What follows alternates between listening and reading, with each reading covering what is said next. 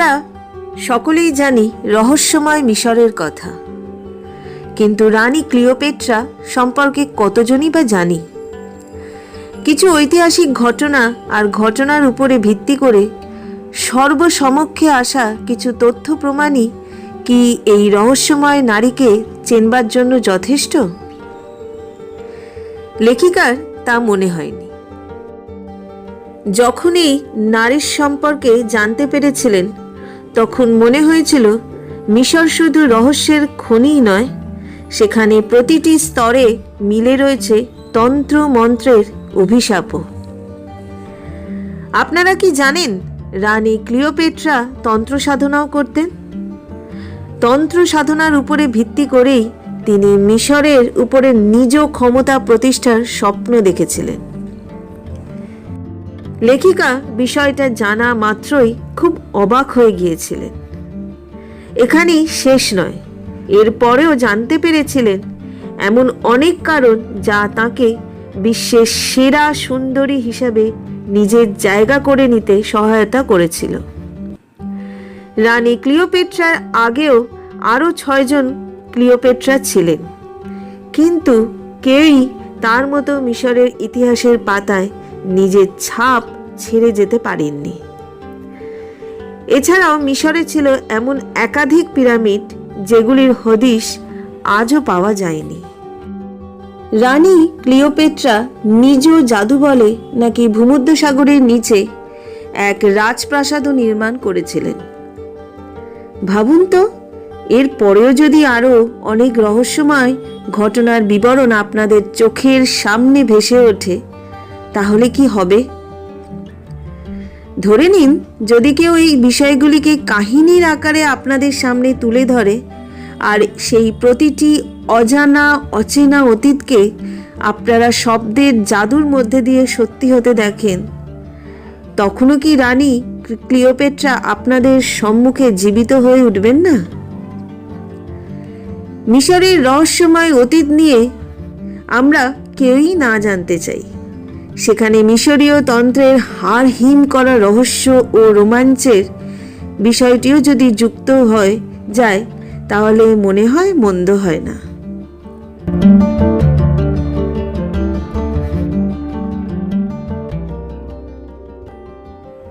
নমস্কার, তনুর গল্প সম্ভারে আবারও তোমাদের স্বাগত জানাই। আজকের নিবেদন লেখিকা সঞ্চারী ভট্টাচার্যের এক ঐতিহাসিক ভৌতিক কাহিনী, তন্ত্র সুন্দরী ক্লিওপেট্রা।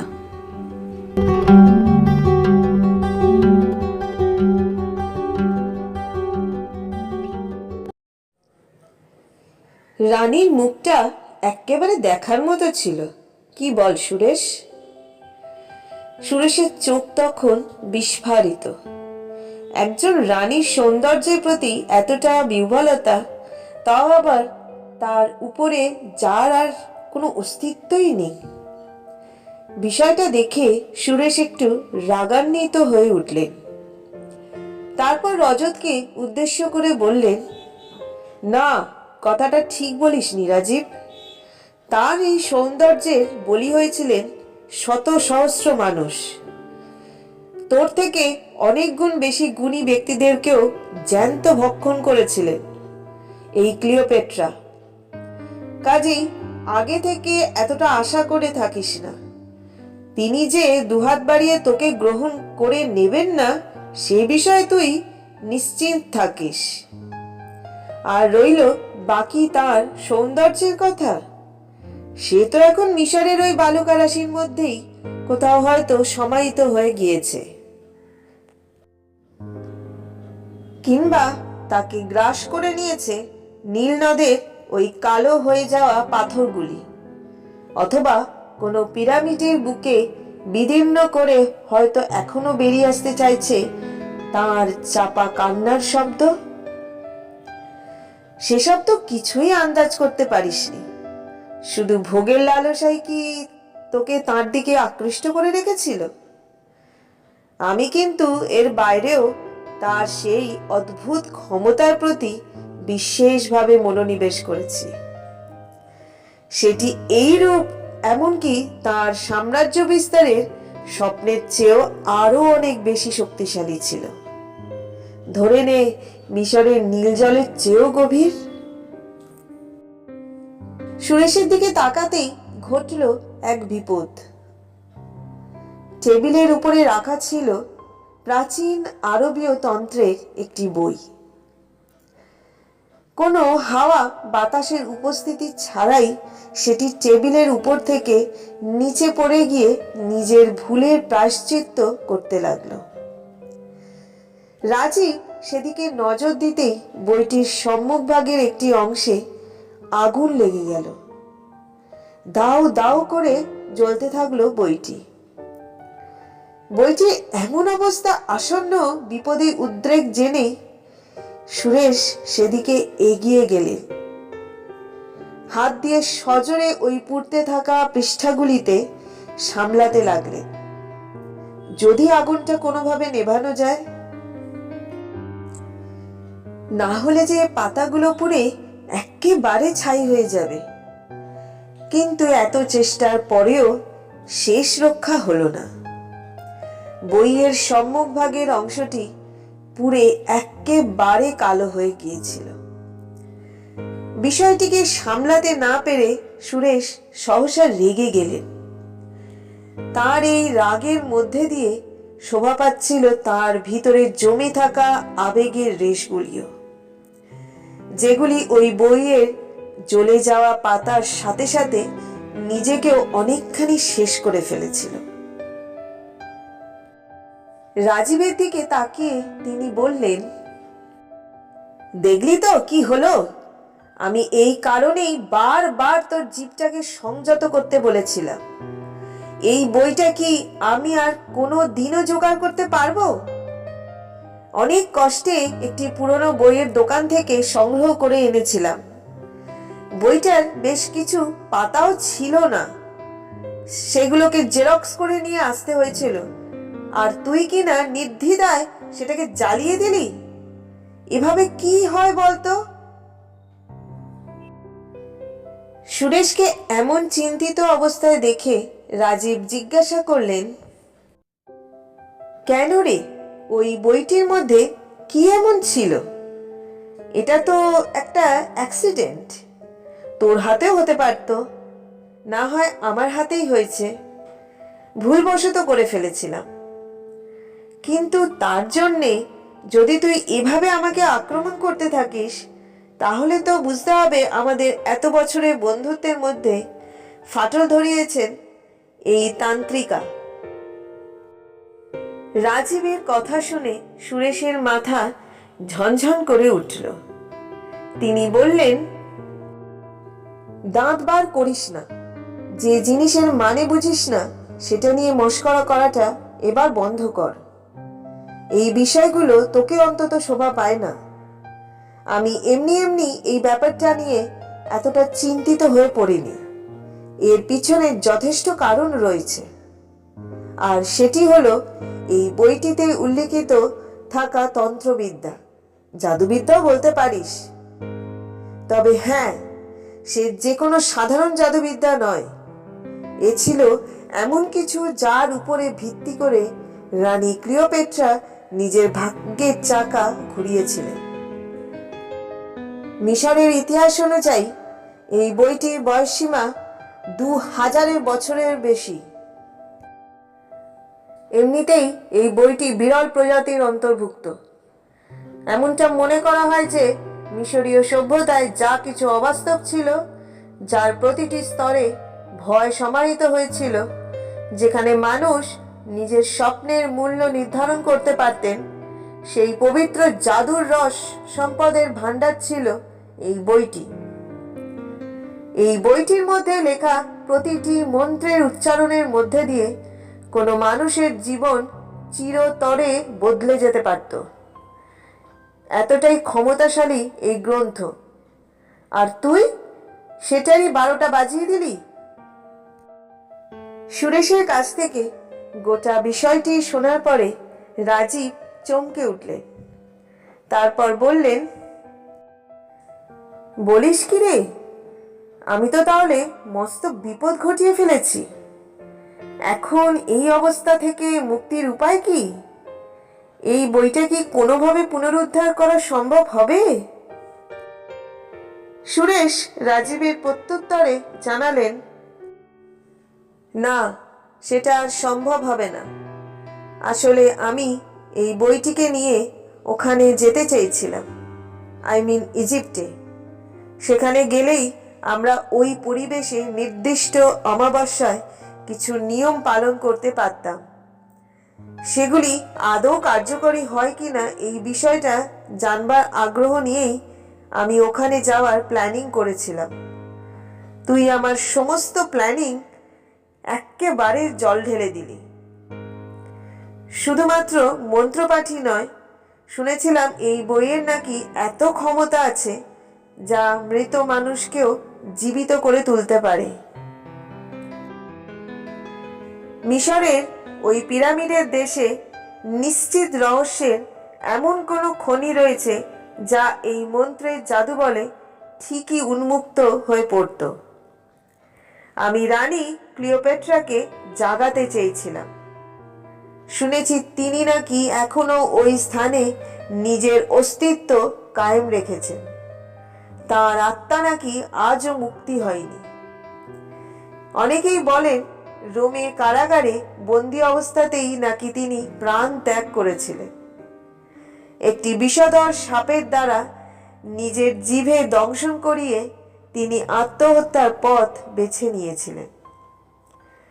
তবে এর পরে নাকি তার শরীরটিকে পুনরায় মিশরে নিয়ে এসেই সমাধিস্থ করা হয়েছিল। তার দেহটিকে এর পরবর্তী পর্যায়ে কেউ খুঁজেই পাননি। আমি এই বইটির নকশার সাহায্যেই সেটি খুঁজে বের করতে চেয়েছিলাম। এই বইটি যিনি লিখেছিলেন, আব্দুল্লাহ নাসিহুল আসের, তাকেও নাকি মিশরের কোথাও খুঁজে পাওয়া যায়নি। শুনেছিলাম মিশরের রানী ক্লিওপেট্রা নিজের গোপন বিষয়গুলির কথা শুধুমাত্র এই আসের সাহেবকেই বলে গিয়েছিলেন। রানীর মৃত্যুর সাথে সাথে নাকি তিনিও গায়েব হয়ে গিয়েছিলেন। কোথায় চলে গিয়েছিলেন, কেন চলে গেছিলেন, সেগুলো সবই অতীত রহস্যের মধ্যেই আবদ্ধ হয়ে রয়ে গিয়েছে। এখনো জানি না এগুলো আদপেও সত্য কিনা। সুরেশকে পুনরায় প্রশ্ন করলেন রাজীব, আচ্ছা, উনি যদি নাই থাকেন তাহলে এই বইটি কোথা থেকে পাওয়া গিয়েছিল? ওনার মৃত্যুর সাথে সাথেই তো ওনার সৃষ্টিরও অস্তিত্ব শেষ হয়ে যাওয়ার কথা, তাই না? বিষয়টি শোনা মাত্রই ভয়ে জড়সড় হয়ে গেলেন সুরেশ। তারপর বললেন, বহু হাত ঘুরে এই বইটি একটি মৌলবীর হাতে এসেছিল, কিন্তু এমনটা শোনা যায় যে যারা এই বইটিকে নিজেদের কাছে নিয়ে এসেছিলেন তাদের মৃত্যু ছিল অনিবার্য। এছাড়াও এই বইটির কিছু কুপ্রভাবও রয়েছে। মিশরের মাটিতে এমন অনেক রহস্য দানা বেঁধে রয়েছে যা ওই নগরের উত্থান ও পতনের কারণকে ত্বরান্বিত করে থাকে। এই বইটিতে সেই উত্থান ও পতনের আসল কারণের কথাও বর্ণিত ছিল। এখন এই বইটির অস্তিত্বের সাথে আমাদের অস্তিত্বটাও জড়িয়ে গেছে জানবি। আমাদেরও যদি মৃত্যু। কথাটা বলতে বলতেই ভয়েতে রাজীবের কণ্ঠ জড়িয়ে এলো। আমাদের ওখানে যাওয়াটা ঠিক হবে না সুরেশ। যখন এই সকল বিপদের কথা জানিসই তখন শুধু শুধু আর ওই মৃতদের দেশে যাওয়ার জন্য জেদ করিস না। এতে ফল আরো খারাপই হবে। তাছাড়া এইসব খেলায় না মাতাই ভালো। আমি তো কেবল রানীর সৌন্দর্যে মোহিত হয়ে কথাগুলো ওভাবে বলে ফেলেছিলাম। এর মধ্যে কোনো বাস্তবতাকে খুঁজতে যাস না। তারপরে কোনো জিনিসের পুড়ে যাওয়া অমঙ্গলের চিহ্ন বহন করে থাকে। সেখানে এই তান্ত্রিক কিতাবটি পুড়ে একেবারে ছাই হয়ে গিয়েছে। আমার মনে হচ্ছে না এটা কোনো ভালো সংকেত। তার চেয়ে বরং এই ট্রিপ ক্যান্সেল করাই ঠিক হবে।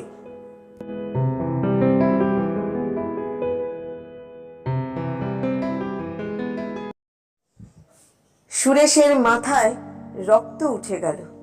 তিনি বইটিকে হাতে নিয়ে বললেন,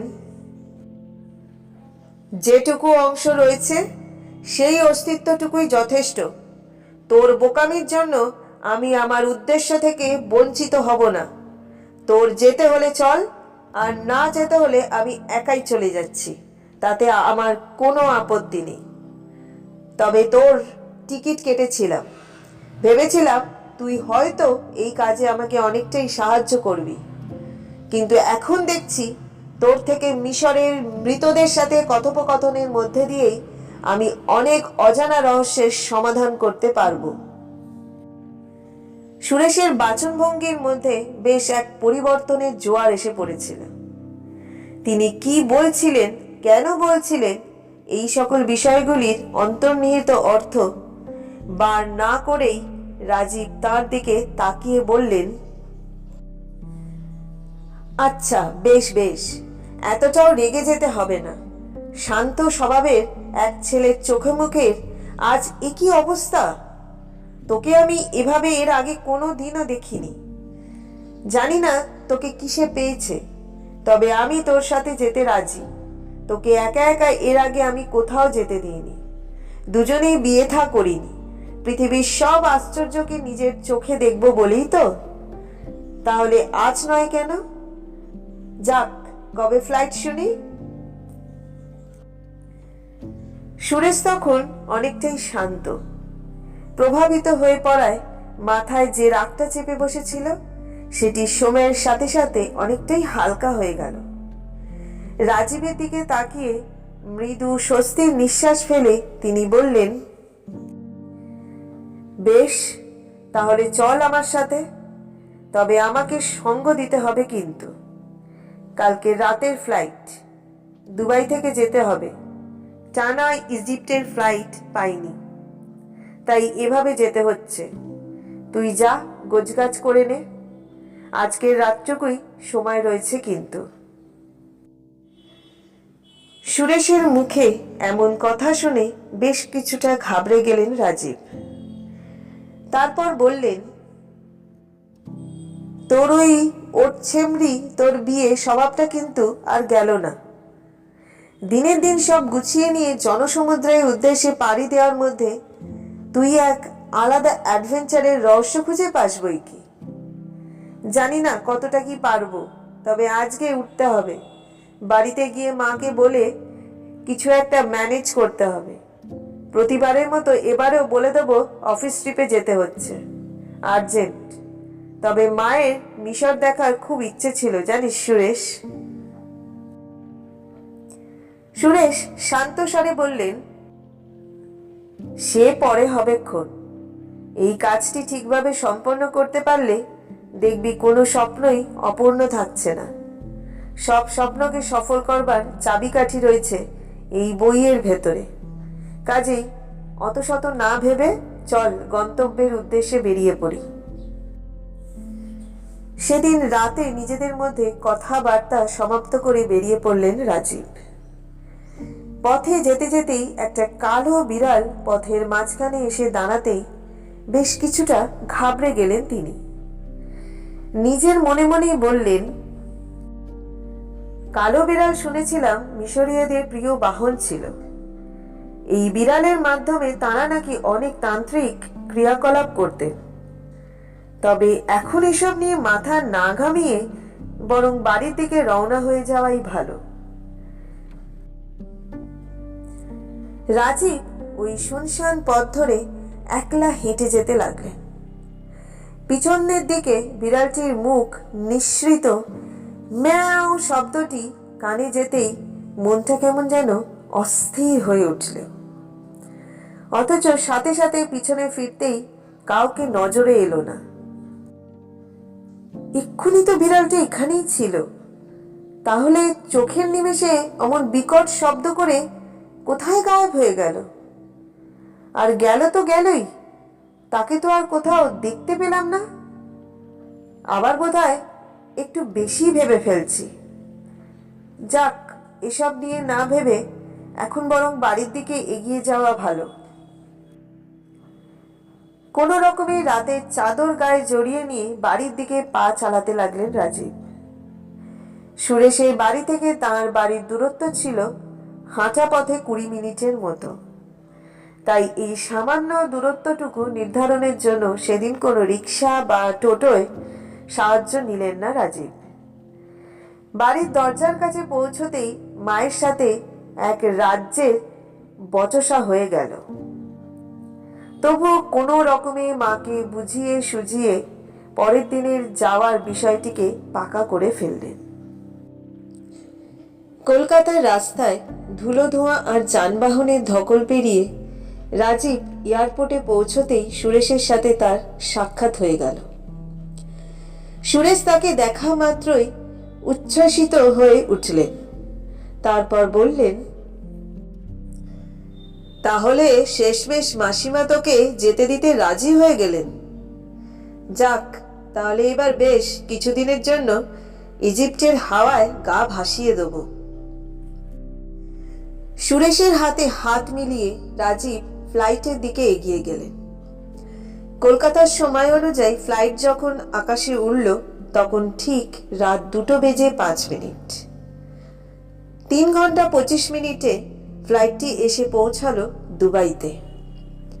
সেখান থেকে আরও প্রায় 1.5 দিনের পথ অতিক্রম করে তারা দুজনে ইজিপ্টে পৌঁছলেন।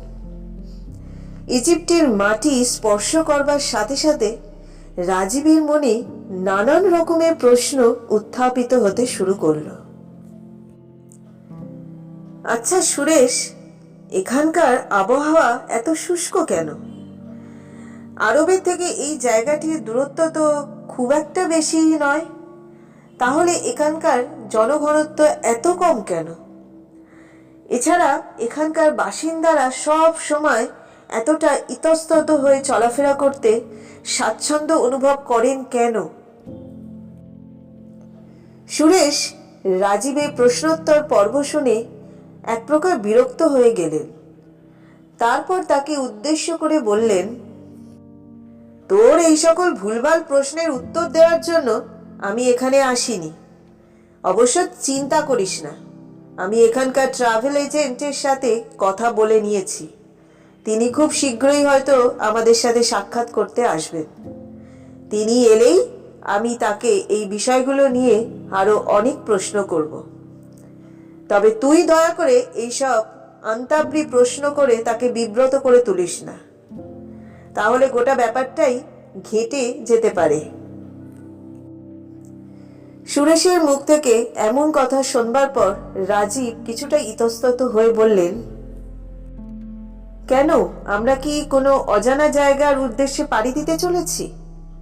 সেই জায়গায় যাওয়া কি এক প্রকার নিষিদ্ধ? সুরেশ প্রত্যুত্তরে জানালেন, হয়তো সেরকমই কিছু একটা হতে চলেছে। আমরা যে জায়গাটার উদ্দেশ্যে পাড়ি দিচ্ছি সেই স্থানটি ইজিপ্টের প্রধান শহরের থেকে অনেকটাই দূরে অবস্থান করে। বালুকা রাশির মধ্যে প্রভাব বিস্তারকারী পিরামিডগুলিকে নেপথ্যে রেখে ওই স্থানটি নিজের অস্তিত্বকে বলবৎ করে রেখেছে। তবে সেখানেই যে প্রধান রহস্যের অনুসন্ধান সম্ভব এমনটা আগে থেকে বলতে পারছি না। তবে যাকে জোগাড় করেছি তিনি কোনো সাধারণ গাইড নন। তিনি এখানকার বহু রহস্যের অনুসন্ধানে এর পূর্বেও নিজের বীরত্বের প্রমাণ দিয়েছেন। তাই তার সাথে বাকি পথটা এগিয়ে যাওয়ার মধ্যেই অনেকখানি অনুসন্ধিৎসা কাজ করছে। রাজীব তাকে উদ্দেশ্য করে বললেন, তা সেই লোকটি কোথায়? তাকে তো এখনো পর্যন্ত দেখতে পাচ্ছি না। সুরেশ বললেন, এই কাছেই একটা হোটেলে রয়েছে, সেখানে আমাদের আজকের রাতটা বিশ্রাম নিতে হবে। এমনিতেই ধকল বড্ড বেশি হয়ে গেছে। ভেবেছিলাম রাস্তা দিয়ে আস্তে আস্তে হয়তো আরো ভালো শোভা দেখতে পাবো। প্রকৃতির সৌন্দর্যের পাশাপাশি এখানকার মানুষজনের মনের মধ্যে চলতে থাকা নানান প্রশ্নের সমাধান করতে পারবো অচিরেই। কিন্তু সময়ের সাথে সাথে মিশরের সেই রহস্যময় পরিবেশটি একেবারে পরিবর্তিত হয়ে গেছে। যা বুঝলাম, এই আধুনিক শহরের মধ্যে পুরনো অতীতকে খুঁজে পাওয়াটা বেশ কঠিন থেকে কঠিনতরই হতে চলেছে। যাক, কথা বাড়িয়ে লাভ নেই। এখন চল, হোটেলের উদ্দেশ্যে রওনা হয়ে যেতে হবে। রাজীব ও সুরেশ উভয় হোটেলের উদ্দেশ্যে রওনা হয়ে গেলেন। হোটেলে পৌঁছতেই সাদা পোশাক পরিহিত একটি লোক তাদের দিকে এগিয়ে এসে বললেন, নমস্কার, আমি এই হোটেলের ম্যানেজার। আপনাদের জন্য স্পেশাল সুইট বুক করা হয়েছে। আপনাদের মতো মানুষেরা এখানে খুব কমই আসেন। বেশিরভাগই শুধুমাত্র শহর পরিভ্রমণের জন্যই আসেন।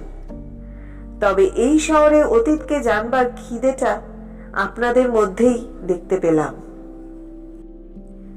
লোকটি একটু বেশি কথা বলছেন দেখে সুরেশ তাকে উদ্দেশ্য করে বললেন, দেখুন, এমনিতেই অনেকটা পথ আসতে হয়েছে। তারপর আমরা দুজনেই ভীষণ ক্লান্ত হয়ে পড়েছি। কাজেই এই সভায় কোনো কথা বাড়াতে চাই না। বাই দ্য ওয়ে, যে গাইডের ব্যাপারে কথা বলেছিলাম তাকে কি জোগাড় করতে পেরেছেন? ম্যানেজার বাবু কথাটি শোনা মাত্রই একটু ইতস্তত অনুভব করলেন। তারপর ওদেরকে ইশারা করে হোটেলের একটি ফাঁকা স্থানে নিয়ে এলেন। এরপর উভয়কে উদ্দেশ্য করে বললেন, দেখুন, ওনার ব্যাপারে সেভাবে কেউই জানে না। এমনকি হোটেল কর্তৃপক্ষের লোকেরা যদি ওনার সম্পর্কে জানতে পারে তাহলে আমার চাকরিটাও চলে যেতে পারে। কাজেই এই সব বিষয়ে এত উচ্চস্বরে কথা বলবেন না। আমি ওই লোকটির সাথে যোগাযোগ করেছিলাম। বিশেষত উনি একজন তন্ত্র সাধক। তার পাশাপাশি দিনের বেলা আবার পেট চালানোর জন্য গাইডের কাজও করে থাকেন। খুব বেশি দিন এই কাজে উনি যোগদান করেননি। আগে ওনাকে মিশরের বিভিন্ন উপত্যকায় ঘুরে বেড়াতে দেখা যেত। এখানকার গ্রামগুলিতে গিয়ে তিনি এমন অনেক উপাচার করেছেন যেগুলির কথা শুনলে হয়তো আপনার শিরায় হিমেল রক্তের স্রোত বয়ে যেতে পারে। অপশক্তির কাছ থেকে গোটা গ্রামকে রক্ষা করার মধ্যে দিয়ে তিনি নিজেকে ক্রমাগতভাবে প্রসিদ্ধি প্রদানে অগ্রসর হয়েছে। তবে সেই মানুষটি এখন গাইডের ভূমিকা পালন করেন। শুনেছি ইজিপ্টের প্রতিটি জায়গা সম্পর্কে তিনি পুঙ্খানুপুঙ্খ ধারণা রাখেন। হারিয়ে যাওয়া স্থানগুলি সম্পর্কেও তার যথেষ্ট জ্ঞান রয়েছে। আমার মনে হয় এমন লোকের সান্নিধ্য লাভ গোটা জীবনে হয়তো একবারই সম্ভব হয়। লোকটি থামতেই সুরেশ তাকে জড়িয়ে ধরে বললেন, শাব্বাস ম্যানেজার বাবু, আপনি একখান কাজের মতো কাজ করেছেন। যাক, ওই লোকটিকে তাহলে কখন আসতে বলেছেন? সুরেশের কথায় ম্যানেজার বাবু জবাব দিলেন, আগামীকাল সকাল 10টার সময়। তবে উনি হোটেলে পা রাখবেন না। আমাকে সে বিষয়ে আগে থেকেই জানিয়ে দিয়েছেন। এমনকি লোকটি মোবাইল ফোনও ব্যবহার করেন না। আজকের যুগে দাঁড়িয়ে কোনো তথ্য প্রযুক্তি আশ্রয় না নিয়ে একজন মানুষ যে কিভাবে এত গুরুত্বপূর্ণ তথ্যগুলি জানতে ও বুঝতে পারেন সেটা ভেবেই এক প্রকার অবাক হতে হয়। তবু ওই মানুষটিকে যেদিন প্রথমবারের জন্য নিজের চোখে দেখেছিলাম সেদিনই শরীরের মধ্যে একটা অস্বস্তি হয়েছিল। মনে হয়েছিল উনি যেন নিজেই কালশক্তির আধার। হতেই পারে আসলে এতদিন ধরে যিনি তান্ত্রিক ক্রিয়ার সাথে যুক্ত থেকেছেন তার চোখে মুখে তান্ত্রিকতার ছাপ স্পষ্ট হবে বইকি। যাক, শুনুন, এখান থেকে 1 কিলোমিটার দূরে একটা মসজিদ রয়েছে। সেটিকে এই অঞ্চলের সর্বাপেক্ষা প্রসিদ্ধ মসজিদ হিসেবে চিহ্নিত করা হয়ে থাকে। স্থানীয় মানুষের কাছে ওই জায়গাটির গুরুত্ব কিন্তু অপরিসীম। তিনি ওই মসজিদের সামনে আপনাদের জন্য অপেক্ষা করবেন। এরপর আপনাদেরকে উনি গন্তব্যের দিকে নিয়ে যাবেন। হোটেলের গাড়ি আপনাদেরকে মসজিদ পর্যন্ত পৌঁছে দেবে। এরপরে কি হবে না হবে সেটি ওই ভদ্রলোকই ঠিক করবেন। আমি এ বিষয়ে বিশেষ কিছু জানি না।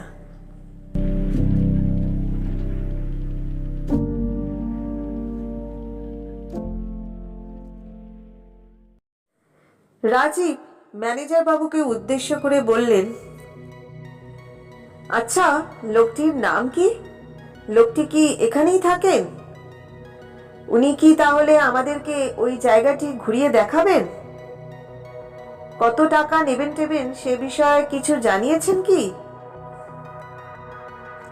রাজীবের প্রশ্ন উত্তর পূর্ব পুনরায় শুরু হওয়ার সাথে সাথেই সুরেশ তার দিকে হাত দেখিয়ে বললেন,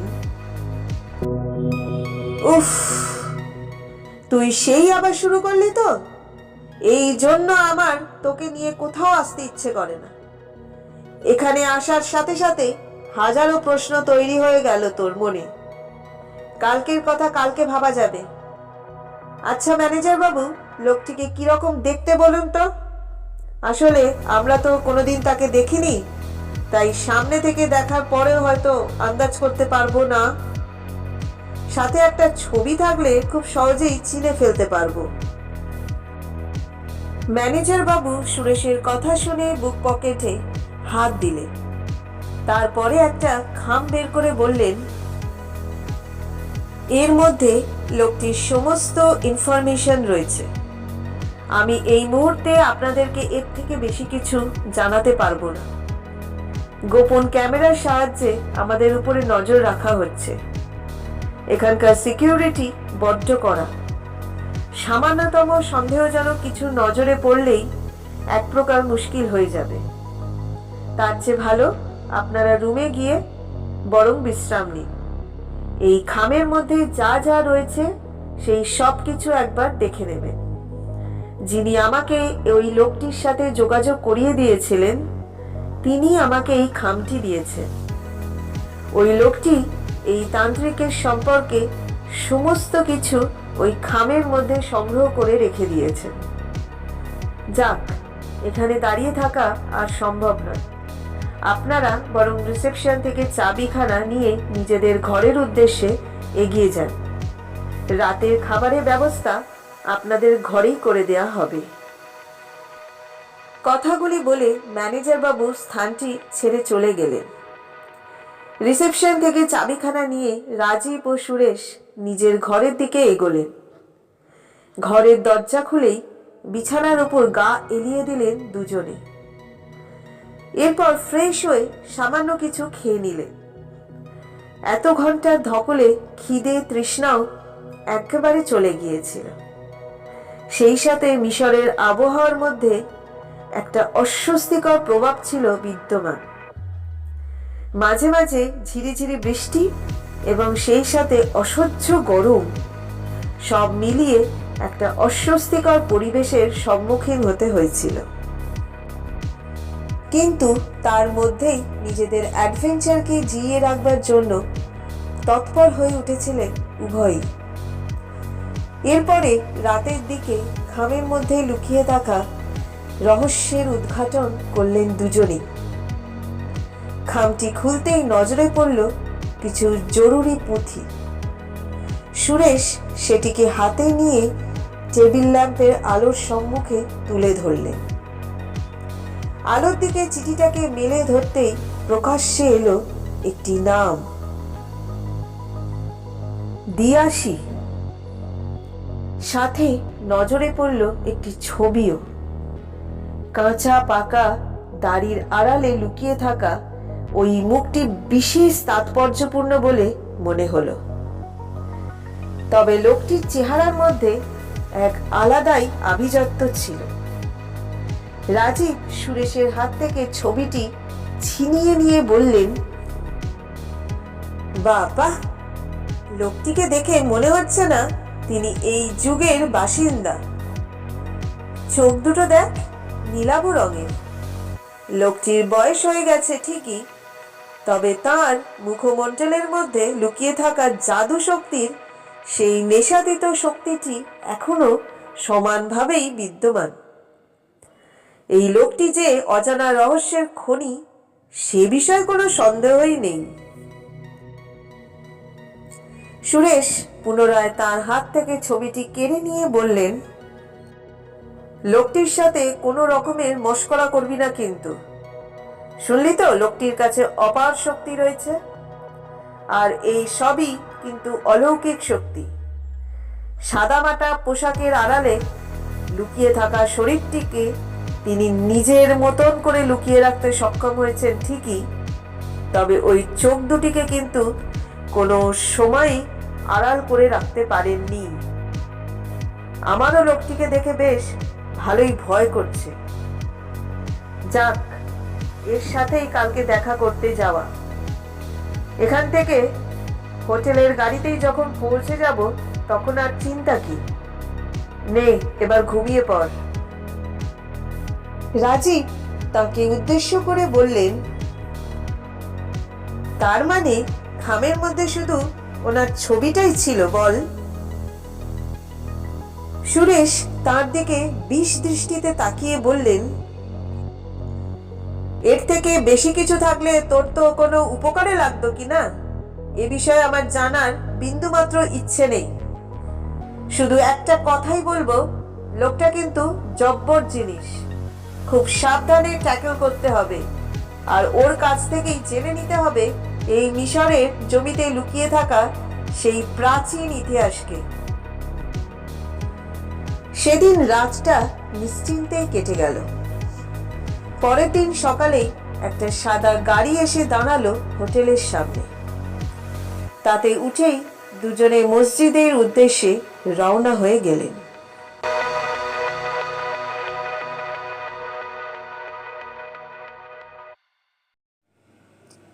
মসজিদের কাছে সময় মতো পৌঁছে গেলেন তারা দুজনে। এখানকার পরিবেশটি ছিল দেখার মতো। মিশরীয়রা এক বা একাধিক ধর্মের প্রতি আনুগত্য পোষণে অভ্যস্ত ছিলেন। অঞ্চলটিকে একটি মসজিদের পাশাপাশি একটি খ্রিস্টান চার্চেরও উপস্থিতি লক্ষ্য করা গেল। হোটেলের গাড়ি নামিয়ে দিয়ে চলে যেতেই সুরেশের নজর গেল মসজিদের দিকে। সেদিকে তাকাতেই তিনি দেখলেন কাঁচা পাকা চুল আর দাড়ি নিয়ে দাঁড়িয়ে রয়েছেন এক বয়স্ক ভদ্রলোক। সুরেশ রাজীবকে উদ্দেশ্য করে বললেন, মনে হচ্ছে ওই লোকটাই। চল, ওই দিকে এগিয়েই যাই। ওই লোকটির দিকে এগোতে থাকলেন দুজনে। লোকটির কাছে পৌঁছে তারা থমকে দাঁড়ালেন। লোকটি তখন মসজিদের শিখরের দিকে তাকিয়ে বিড়বিড় করে কিসব মন্ত্র জপ করে চলছিলেন। রাজীব বিষয়টি আন্দাজ করতে না পেরে লোকটিকে উদ্দেশ্য করে বললেন, শুনছেন? আপনার সাথে কথা বলছি, শুনতে পাচ্ছেন? আমরা আপনার সাথে দেখা করতে এসেছি। রাজীবের কথাগুলি কানেও নিলেন না ভদ্রলোক। তিনি একইভাবে মসজিদের শিখরের দিকে তাকিয়ে নিজের কাজ করে চললেন। ঠিক সেই সময় সুরেশ রাজীবকে থামিয়ে দিয়ে বললেন, ওনার সাথে ওইভাবে কথা বললে হবে না। দাঁড়া, আমি ওনার নাম ধরে ডাকি, তাহলে হয়তো উনি সাড়া দেবেন। মনোযোগ সহকারে কিছু একটা করছেন, তাই হয়তো আমাদের কথা শুনতে পাচ্ছেন না। সুরেশ লোকটির দিকে তাকিয়ে বললেন, দিয়াশি, আপনার সাথে কথা বলতে চাই। আপনার যাদের সাথে দেখা করার কথা ছিল, আমরা তারাই হোটেল থেকে সরাসরি এখানে এসেছি। আপনি আমাদের গাইড। সুরেশের কথা শুনে লোকটি এক ঝটকায় তাদের দিকে তাকাতেই উভয় রক্ত হিম হয়ে গেল। লোকটির নীলাভ মণি দুটির মধ্যে দিয়ে এক অলৌকিক জ্যোতি বেরিয়ে আসছিল। মনে হচ্ছিল ওই জ্যোতির সাহায্যে তিনি যে কোনো সাধারণ মানুষের অন্তরকে পড়ে ফেলতে পারেন। এতটাই শক্তিশালী ছিল ওই দুটি চোখ। বিষয়টি দেখা মাত্রই দুজনেই অস্বস্তি অনুভব করলেন। তারপর নির্বাক হয়ে লোকটির দিকে কিছুক্ষণ তাকিয়ে রইলেন। লোকটির হাতে একটি জপের মালা ছিল। তাদের দিকে তাকিয়েই আরো বেশ কয়েকটি মন্ত্র পড়ে যাচ্ছিলেন তিনি। মন্ত্র পড়ার সাথে সাথে চোখের মণি দুটোকে ভুরুর ঠিক মাঝখানে নিয়ে এসে কোনো একটি বিষয়ের সাথে সংযোগ স্থাপন করতে চাইছিলেন। পরিস্থিতি একেবারেই সাধারণ ছিল না। বিষয়টি দেখা মাত্র সুরেশ ও রাজীব প্রচন্ড ভয় পেয়ে গেলেন। এরপর ওই লোকটি হাতে থাকা মালাটিকে মাটিতে ফেলে ডান পায়ের সাহায্যে রোকড়ে দিতে দিতে বললেন, তেহিলকেই দে রেবা বেরিন্দে গেতরি দিন বুসেফার সেনি দে ইয়ানিন্দা গেতুরে চেক। লোকটির মুখে আরবি ভাষার প্রয়োগ দেখে আবারও ঘাবড়ে গেলেন দুজনে। কোনো কিছু আন্দাজ করতে না পেরে সুরেশ লোকটিকে উদ্দেশ্য করে জিজ্ঞাসা করলেন, আপনি আমাদেরকে কি বলতে চাইলেন? আমরা আরবি ভাষা জানি না। আপনি কি আমাদের ইংরেজিতে বলতে পারবেন? দিয়াশি তাদেরকে উদ্দেশ্য করে বললেন, আপনারা তো বিপদকে নিজের সাথে করেই নিয়ে এসেছেন, এবার তো আপনাদেরকে সে নিজের সাথেই নিয়ে যাবে। কথাটা শোনা মাত্রই রাজীবের শিরাবে হিমেল রক্তের স্রোত বয়ে গেল। তিনি বিষয়টি আন্দাজ করতে না পেরেই বললেন, আমি বলেছিলাম সুরেশ, এই কারণেই আমি তোকে আগে থেকেই সাবধান করতে চেয়েছিলাম। তুই যে মনোবাঞ্ছা নিয়ে এখানে এসেছিস সেটা কোনো সাধারণ বিষয় নয়। এই বিষয়টা নিয়ে এগোতে চাইলে এমনিতেই বিপদ আরো বাড়ত। এই ভদ্রলোকটির শক্তি সম্পর্কে ম্যানেজার বাবু আমাদেরকে পূর্বেই জানিয়ে দিয়েছিলেন। আজকে নিজের চোখের সামনেও বিষয়টা দেখে নিলাম, কিন্তু এখন মনে হচ্ছে এখানে থাকা আর সমীচীন হবে না। লোকটি অনেক ভেবেচিন্তেই কথাগুলি বলছেন। এখানে আর এক মুহূর্ত নয়। সুরেশ রাজীবকে উদ্দেশ্য করে বললেন, লোকটির মুখ থেকে একটা সামান্য কথা শুনেই যদি এত ঘাবড়ে যেতে হয় তাহলে তো আর কোনো কথাই নেই। বিপদ আছে জেনেই আমি এখানে এসেছি। যে কোনো মহামূল্যবান জিনিস প্রাপ্তির জন্য মানুষকে অনেক বিপদের সম্মুখীন হতে হয়, আর সেই বিপদগুলিকে কাটিয়েই মহামূল্যবান জিনিসটির প্রাপ্তি ঘটে। সেই প্রাপ্তি কোনো সাধারণ প্রাপ্তি হয় না। আমি যা ভেবে এসেছিলাম ঠিক তেমনটাই হচ্ছে। তোর যদি মনে হয় তাহলে তুই এখনো কলকাতায় ফিরে যেতে পারিস, তবে আমি যাব না। একবার যখন এখানে এসে পড়েছি তখন কাজ গুছিয়েই ফিরব। ওরা দুজনে কথোপকথন শেষ করেই লোকটির মুখের দিকে তাকাতেই দেখলেন লোকটি তাদের দিকে তাকিয়ে হাসছে। এরপর দিয়াশি সুরেশকে উদ্দেশ্য করে বললেন, শাবাশ, এটাই চাই। আমিও আপনার মতোই ছিলাম। বিপদকে আলিঙ্গন করে এগিয়ে যেতে পছন্দ করতাম। এখন দেখছি ঈশ্বর তেমনই এক মানুষের সাথে যোগাযোগ করিয়ে দিয়েছেন। তবে ঈশ্বরের থেকেও আমি শয়তানি শক্তিকে বেশি পছন্দ করে এসেছি। ঈশ্বরের শক্তি একটি নির্দিষ্ট গণ্ডির মধ্যে সীমাবদ্ধ, কিন্তু শয়তানের শক্তি অবিরাম প্রতিনিয়ত এক স্থান থেকে অন্য স্থানে আবর্তিত হতে থাকে। তাকে কখনোই বেঁধে রাখা যায় না। কোনো কিছুর বিনিময়ে সে নিজের স্বার্থ ত্যাগ করতে রাজি হয় না। প্রয়োজনে মানুষের বলি চাইতেও সে তৎপর থাকে। তবে আপনার মধ্যেকার সাহস আমাকে সত্যিই স্তম্ভিত করেছে। গিয়াসের কাছ থেকে আমি আপনাদের বিষয়ে অনেক কিছু শুনেছিলাম। আপনারা যথেষ্ট সাহসিকতার পরিচয় দিয়েছেন, বিশেষ করে আপনি। কথাগুলো শুনে সুরেশ খুব একটা অবাক হলেন না।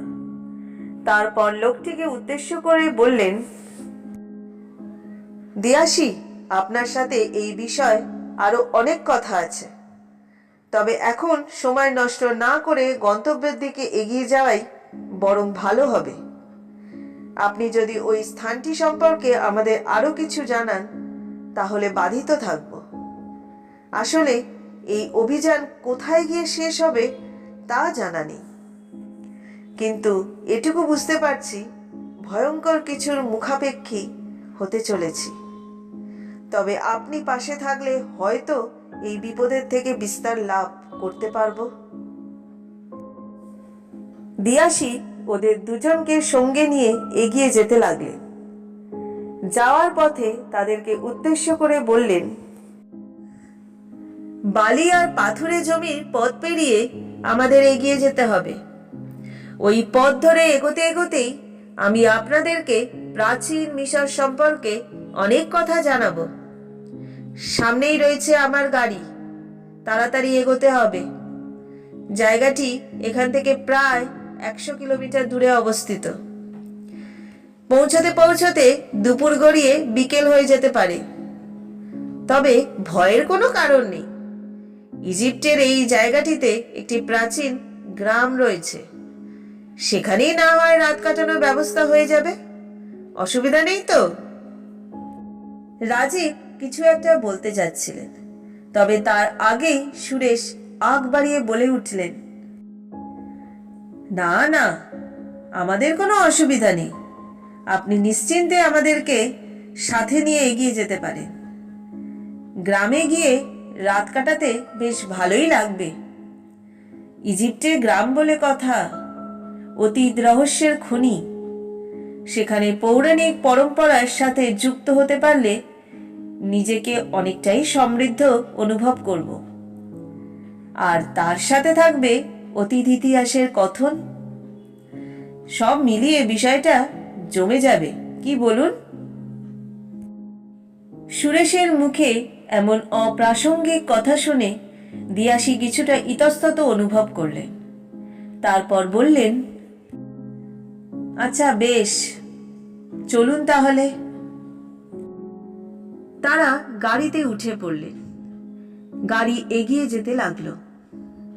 ইজিপ্ট শহরে বেশ কিছু চিত্র নজরে পড়ল তাদের। শহরটিতে বহু পুরনো, সেটি তার অস্তিত্বই প্রমাণ করে দিচ্ছিল। বহু প্রাচীন অট্টালিকার গায়ে লিখে রাখা আরবিক মন্ত্রগুলি ধর্মভীরু তার বিষয়টিকে আরো প্রকট করে তুলেছিল। ক্ষণিকের মধ্যেই শহুরে কোলাহল যৌন জীবনের একঘেয়েমি পেরিয়ে গাড়িটি অন্যদিকে ধাবিত হতে শুরু করল। ধীরে ধীরে বালি ও পাথুরে জমির রাস্তা ধরল গাড়িটি।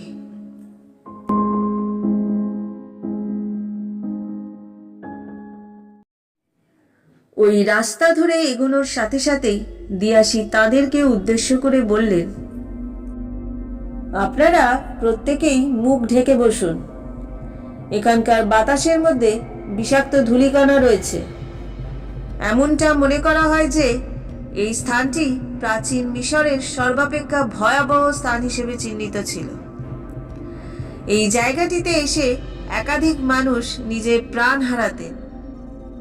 এমনকি প্রাচীন মিশরের গুপ্ত তন্ত্রবিদ্যার আখাড়া হিসেবেও এর বিশেষ প্রসিদ্ধি ছিল।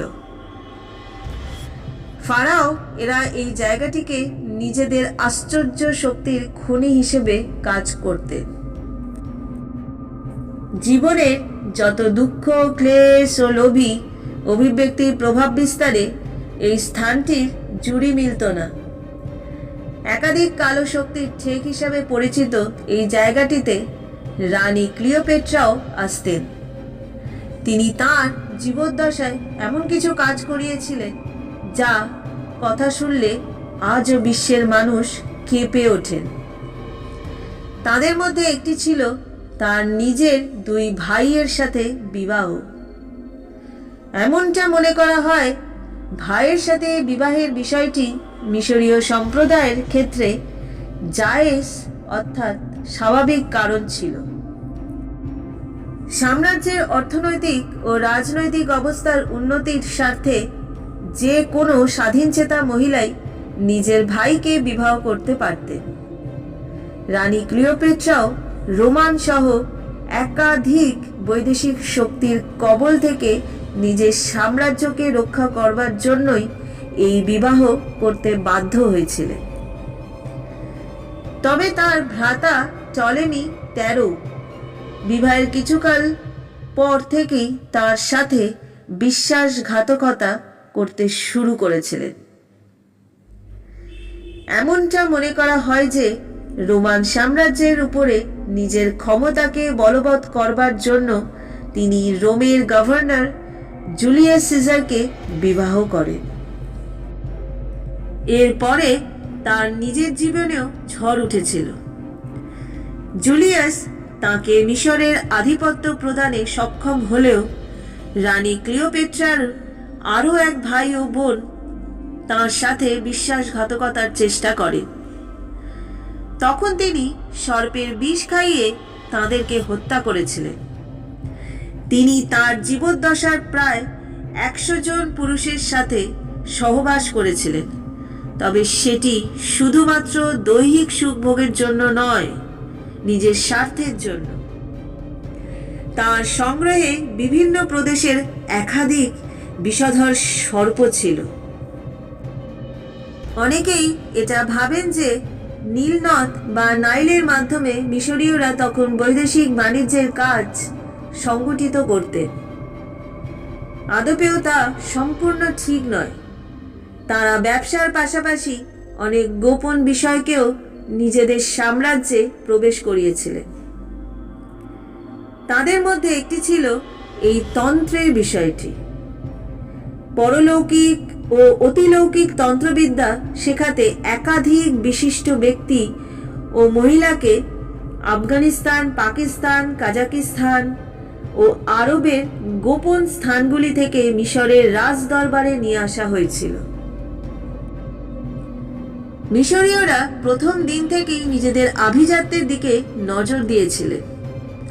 এই কাজগুলির সমাধার জন্য তারা বুদ্ধিমত্তার পাশাপাশি তন্ত্রের বিষয়টির উপরেও নজর দিতেন। বহিরাগত এই সকল ব্যক্তিরাই রাজ দরবারের উপরে ধীরে ধীরে নিজেদের প্রভাব বিস্তার করেন, আর তারপরেই তারা রানী ক্লিওপেট্রার সাথেও যোগাযোগ সাধনে সক্ষম হন। রানী ক্লিওপেট্রা একটি গোপন কক্ষে বসে বেশ কয়েকজনের কাছ থেকেই এই বিদ্যা অর্জন করেছিলেন। সেগুলি সবই ছিল জনসাধারণের অলক্ষ্যে। তিনি তার এই ক্রিয়াকলাপের কথা কাউকেই জানতে দিতেন না। সেভাবেই যেভাবে তিনি নিজ বুদ্ধিমত্তা ও সৌন্দর্যের দ্বারা রোমের সুবৃহৎ সাম্রাজ্যের উপরে নিজের ক্ষমতা প্রতিষ্ঠায় সক্ষম হয়েছিলেন, ঠিক তেমনভাবেই এই তান্ত্রিক সত্তার সাথেই সংযুক্ত ছিল তার সৌন্দর্যের বিষয়টিও। না হলে একজন নারীর পক্ষে জীবনের অন্তিম দিন পর্যন্ত সৌন্দর্য ধরে রাখা এতটাও সহজ ছিল না। তবে তিনি থেমে থাকেননি। আপনাদেরকে যে জায়গাটির উদ্দেশ্যে নিয়ে যাচ্ছি সেটি হলো সাকারা নেক্রোপলিস। এই জায়গাটিতে ছোট বড় একাধিক পিরামিড রয়েছে, তবে বেশিরভাগ পিরামিডেরই বয়স ধরে রাখুন আনুমানিক 4500 বছর। এই জায়গাটিকে কেন্দ্র করে একটি ছোট জনবসতি গড়ে উঠেছিল। সেটি বর্তমানে একটি ক্ষয়িষ্ণু গ্রামের আদলে নিজের অস্তিত্বকে টিকিয়ে রেখেছে। তবে সত্যি কথা বলতে কি, এখন ওই জায়গাটিতে কেউই সেভাবে যাওয়ার সাহস পান না।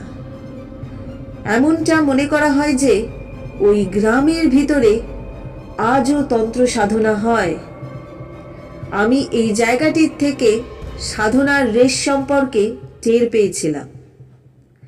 তন্ত্রমতে এই স্থানটি থেকেই আমার যাত্রা শুরু হয়েছিল। আসুন, আমরা পৌঁছে গেছি। লোকটির কথা শেষ হতেই গাড়িটা থামল। সুবিশাল মরুভূমির একটি কোণায় সুসজ্জিত ছিল বেশ কিছু প্রাচীন মন্দির। মন্দিরের পাশেই চোখে পড়ল সুসজ্জিত পিরামিডের ধ্বংসস্তূপগুলিকে। তার পাশেই শোভা বর্ধন করেছিল একটি প্রাচীন গ্রাম। গ্রামের সীমান্তে দাঁড়িয়ে দিয়াশি তাদেরকে উদ্দেশ্য করে বললেন, এটাই গ্রামের সীমানা। আমাদেরকে এখান থেকেই নিজেদের গন্তব্যের উদ্দেশ্যে এগিয়ে যেতে হবে। এই জায়গাটির সম্পর্কে এমন আরো অনেক তথ্য রয়েছে যা আপনাদের অজানা। আসলে সকলেই দর্শনীয় স্থান হিসেবে এই জায়গাগুলিতেই যেতে বেশি পছন্দ করেন। এখানকার ওই প্রাচীন অভিশাপের বিষয়টি জানার পরে মানুষ আর এদিকে তেমন আসতে চান না। রাজীব দিয়াশিকে উদ্দেশ্য করে জিজ্ঞাসা করলেন, প্রাচীন অভিশাপ বলতে আপনি কোন অভিশাপের কথা বলছেন? দিয়াশি তাকে প্রত্যুত্তরে জানালেন, এই জায়গাটির গর্ভে এক অভিশাপ রয়েছে। এমনটা মনে করা হয় যে সিদ্দিকতে সুলেমা অনুযায়ী যদি কেউ রানী ক্লিওপেট্রার জাদুই ছড়ির খোঁজ পায় তাহলে সে অমরত্বের অধিকারী হবে। কিন্তু এই জায়গাটির সাথে সেই বিষয়টির একটি অভিশাপও জড়িয়ে রয়েছে। ওই মায়াবী ছড়ির সন্ধান পাওয়া মাত্রই এই গোটা জায়গাটিতে প্রবল প্রাকৃতিক আন্দোলনের সৃষ্টি হবে। সাথে সাথে এই বালির চাদরে ঢাকা পড়ে যাবে গোটা ক্ষেত্রটি, বিশেষ করে ওই পিরামিডের স্থানটি।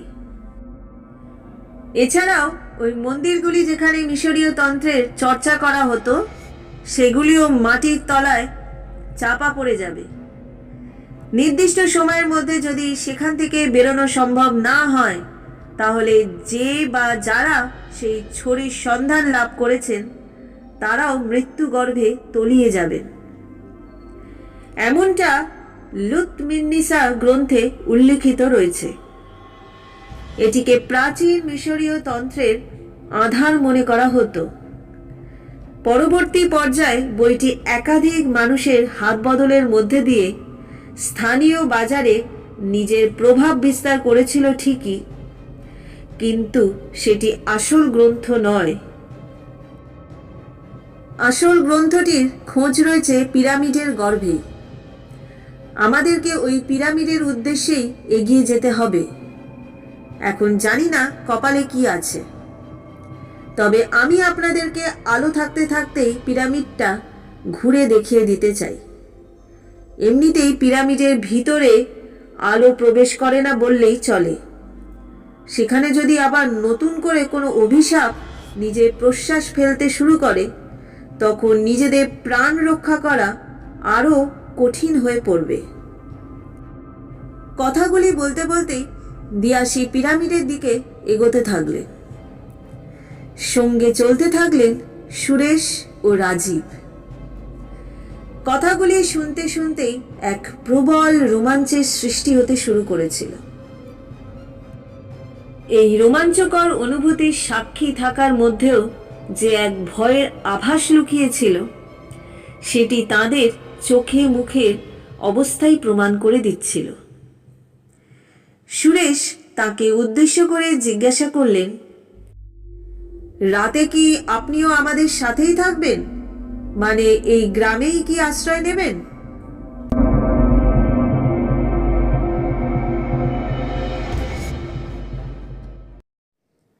দিয়াশি তাদেরকে উদ্দেশ্য করে বললেন, সেটা এই মুহূর্তে বলতে পারছি না। যদি অবস্থা ভালো থাকে, প্রকৃতি যদি সায় দেয়, আর যদি প্রাণীর উপরে কোনো আশঙ্কা না এসে পড়ে, তাহলে অবশ্যই এই গ্রামেই রাত্রি যাপনের ব্যবস্থা করব। এই নিন, এই সাদা ফেটিটা উভয়ের মাথায় বেঁধে নিন, আর হাতে এই মালাটা রাখুন। সামনেই দেখতে পাবেন মৃতদের স্তূপগুলিকে। এই স্তূপের ভিতরেই শায়িত রয়েছে একাধিক মৃতেরা। এমনটা মনে করা হয় যে রানী ক্লিওপেট্রা মৃতদের উপরেও বশীকরণ করতে পারতেন। তিনি নিজের কার্যসিদ্ধির জন্য মৃতদের আত্মাকে কাজে লাগাতেন। তাদের সাহায্যে তিনি তার শত্রুদের প্রাণ হরণ করতেন। এভাবে বহু বৈদেশিক শত্রুদের উপরে তিনি নিজের ক্ষমতা প্রতিষ্ঠা করে মিশরকে এক স্বাধীন ও স্বতন্ত্র নগরীতে রূপান্তরিত করেছিলেন। এ বিষয়ে আরো বিস্তারিতভাবে বলবো। আসুন আমরা পিরামিডের ভিতরে যাই। তবে তার আগে 3টে মশাল ধরিয়ে নিতে হবে। রুমালটিকে নাকের সাথে বেঁধে রাখুন, কারণ অনেক দিনের পুরনো সমাধিক্ষেত্র, নানান রকমের পচা গন্ধ নাকে ভেসে আসতে পারে। এছাড়াও এমনটা মনে করা হয় যে জায়গাটি করদ্রীয় খ্রিস্টান ও সুন্নি মুসলিমদের বাসস্থান ছিল। তাদের আত্মা আজও নাকি এই সমাধিক্ষেত্রকে পাহারা দেয়। এছাড়াও আছেন আনুবিস, মৃতদের দেবতা। তার তত্ত্বাবধানেও রয়েছে এই পিরামিডগুলি।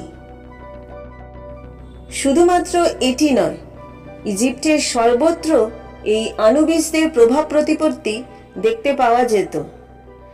এখনো নাকি তাদের উপস্থিতি এই পিরামিডগুলিকে সংরক্ষিত রেখেছে।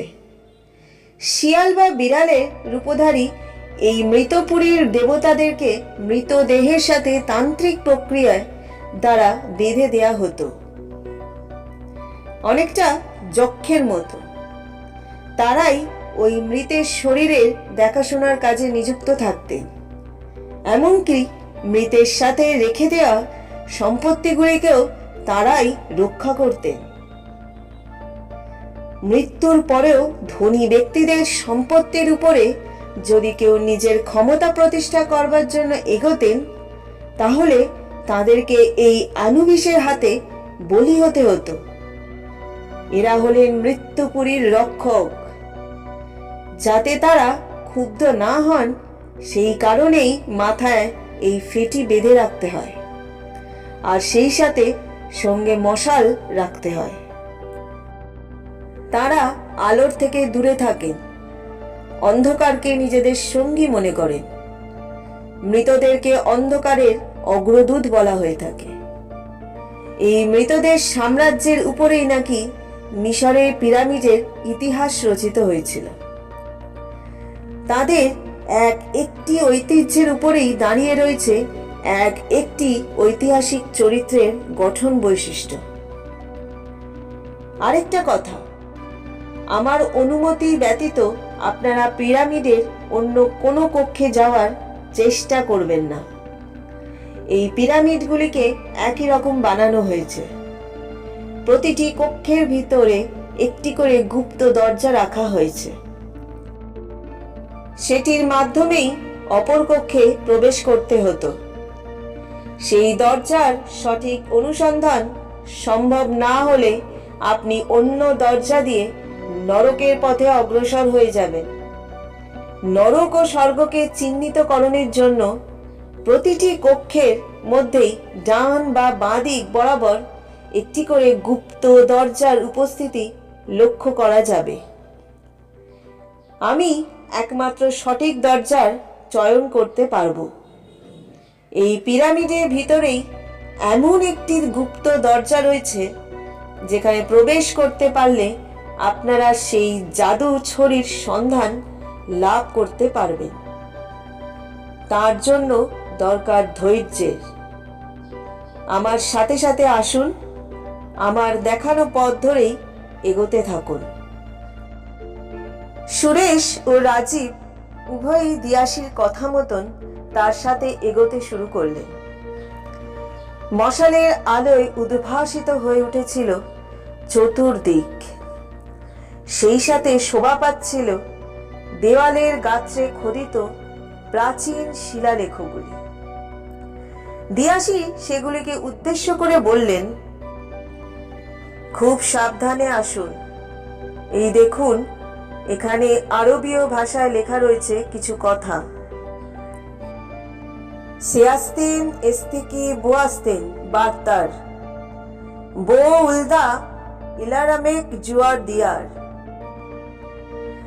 অর্থাৎ এখান থেকেই শয়তানের প্রভাব শুরু হচ্ছে। এই রাস্তাটিকে লক্ষ্য করেই এগোতে থাকো। এটা একটা সংকেত। এভাবেই বিভিন্ন রকমের চিহ্নের দ্বারা আমাদেরকে এগিয়ে যেতে হবে। আমি আরবি ভাষা বেশ ভালোভাবেই রপ্ত করতে পেরেছিলাম, তবে এই জায়গাটিতে আসার পর থেকেই বড্ড শীত করছে। এমনটা তখনই হয় যখন কোনো মৃত ব্যক্তির সমাধিতে প্রাণের সম্ভাবনা থাকে, অর্থাৎ কেউ মরে যাওয়ার পরেও জীবিত রয়েছে। তার কঠিন প্রভাবকে বাঁচিয়ে রেখে দিয়েছেন এমন কেউ। এ কোনো সাধারণ ঘটনা হতে পারে না। আমরা হয়তো বিপদকে নিজেদের দিকে টেনে এনেছি, তবে একবার পিরামিডের অভ্যন্তরে ঢুকে যাওয়ার পরে একই রাস্তা দিয়ে বেরোনো যায় না। ঢোকবার পথ আলাদা থাকে, ঠিক তেমনি বেরোবারও। কাজেই আমাদেরকে এখান থেকে বেরোনোর পথটাও এই সংকেতগুলির মধ্যে দিয়েই খুঁজে বার করতে হবে। যাক, এগিয়ে চলুন। রাজীব ও সুরেশের নজরে পড়ল একাধিক মিশরীয় লিপি। কালো কালো অক্ষরে পাথরের উপরে অঙ্কিত ছিল 10টি দিকের নকশা। প্রতিটি নকশার উপরে একটি করে অর্ধচন্দ্রাকৃতি উপাজেয় অঙ্কিত ছিল। দিয়াশি সেদিকে তাকিয়ে বললেন, এখান থেকে সমাধির সীমানা চিহ্নিত করে দেয়া হয়েছে। আর একটু এগোলেই হয়তো সমাধিটিকে দেখতে পাবো। দিয়াশির এই কথাটা শেষ হওয়ার সাথে সাথে গোটা পিরামিডটি সজোরে কেঁপে উঠল। মনে হলো গোটা ক্ষেত্রটি যেন ভূমির নিচে বিলীন হয়ে যাবে। দিয়াশি সুরেশের দিকে তাকিয়ে চিৎকার করে উঠলেন, খবরদার, দেয়ালের দিকে হাত বাড়াবেন না। এখানকার কোনো জিনিসকে স্পর্শ করবারও চেষ্টা করবেন না। প্রতিটি জিনিস অপবিত্র মন্ত্রের দ্বারা সুরক্ষিত রয়েছে। এই মন্ত্রের শক্তি সম্পর্কে আপনাদের কোনো ধারণা নেই। বহু শতাব্দী আগে এই মন্ত্রগুলিকে বিশিষ্ট কালো শক্তির দ্বারা পিরামিডের অভ্যন্তরে রেখে যাওয়া মৃতদের শরীরের সাথে সংযুক্ত করে দেয়া হতো। আপনাদের স্পর্শের মধ্যে দিয়ে সেই আহ্বান মৃতদের কাছেও পৌঁছবে। তারা কোনো দিনই কারোর উপরে রেহেম করবেন না, অর্থাৎ কাউকে দয়া করবেন না। আপনারা মৃতদেরকে জাগিয়ে তুলবেন না। এখানে একটি ভুল সিদ্ধান্ত আপনাদেরকে চিরকালের জন্য বন্দী করে ফেলবে। আপনারা আন্দাজ করতে পারার আগেই তারা আপনাদেরকে শেষ করে ফেলবে। এই মন্ত্রের বলে আপনাদের হৃদস্পন্দন থেমে যাবে, আর আপনারাও তাদের মতোই মমিতে পরিণত হবেন। নরকের দ্বার উন্মুক্ত হয়ে যাবে। দলে দলে পাপী আত্মাদের অনুপ্রবেশ ঘটবে, আর তারা এই পিরামিডের দেয়ালগুলিকে ভেদ করে মিশরের ওপর নিজেদের আধিপত্য প্রতিষ্ঠার জন্য মেতে উঠবেন। এই শহরের বুকে অন্ধকার নেমে আসবে, শুরু হবে শয়তানের শাসন, ধ্বংস হয়ে যাবে গোটা সভ্যতা। এরা এতটাই ভয়ঙ্কর, তাই যে বিষয়টিকে আজ সামান্য ভেবে স্পর্শ করতে ইচ্ছে করছে, সেটি পৃথিবীর বুক থেকে আপনার অস্তিত্বটিকেই চিরকালের জন্য মুছে ফেলতে সক্ষম হবে। কথাটা মাথায় রাখুন।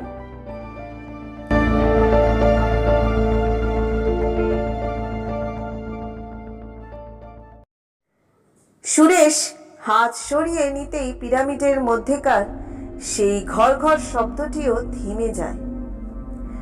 দিয়াশী তাদেরকে উদ্দেশ্য করে বললেন,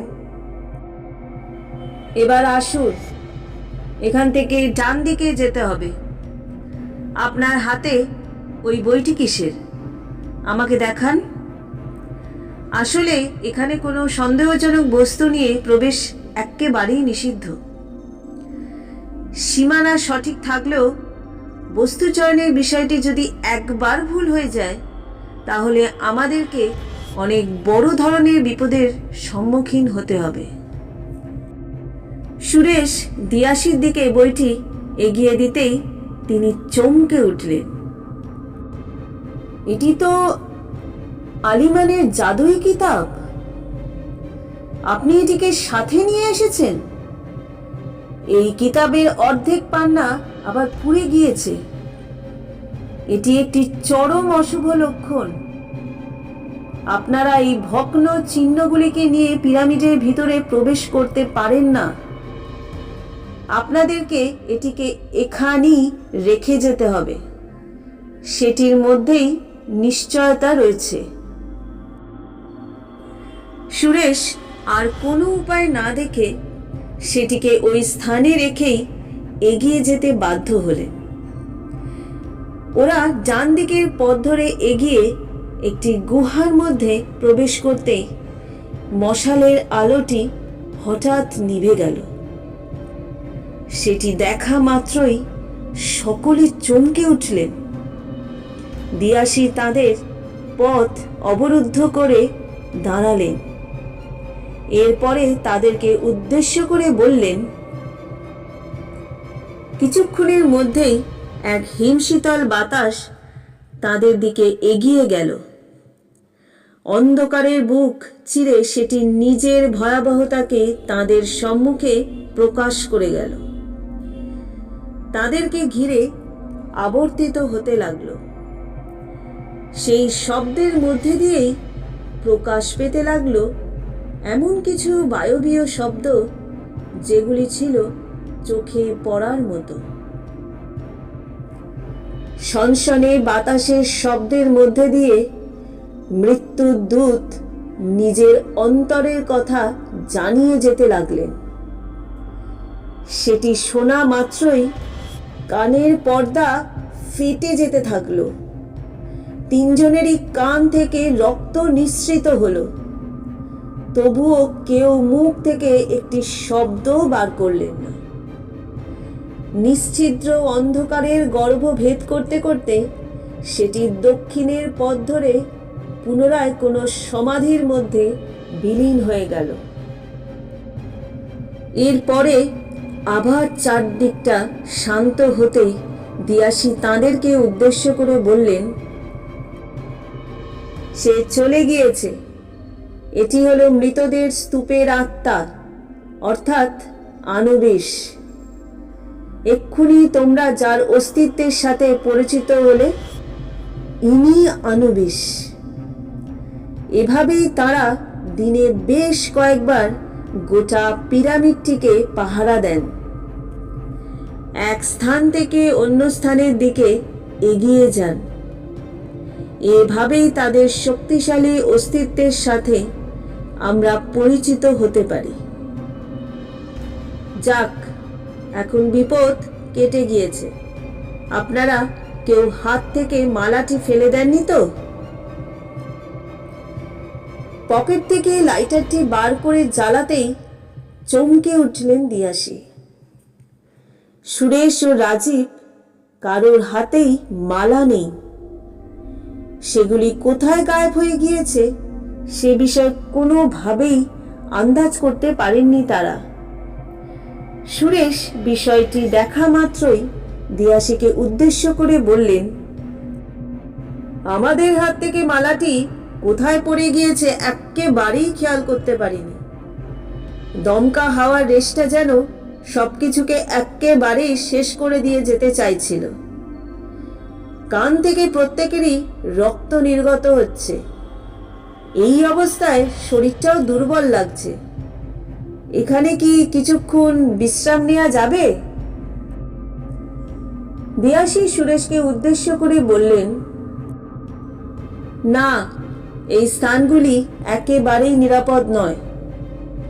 এখানে তোমরা কোনোভাবেই বিশ্রাম নিতে পারবে না। কোথা থেকে কখন কোন বিপদ এসে পৌঁছবে কেউ জানে না। একাধিকবার এভাবেই অনেকে ভুল করে না বুঝে বিশ্রাম নিতে গিয়ে নিজেদের বিপদ বাড়িয়েছেন। এই জায়গাটিতে কোথায় কি লুকিয়ে রয়েছে সে বিষয়ে আমাদের কোনো ধারণা নেই। সেখান থেকে বিপদ আসতে পারে। তার চেয়ে ভালো মশালগুলো জ্বালিয়ে আবার গন্তব্যের দিকে এগিয়ে যাওয়া, সেটাই বরং ভালো হবে। ওরা দুজনেই দিয়াশীর কথা মতন এগোতে শুরু করলেন।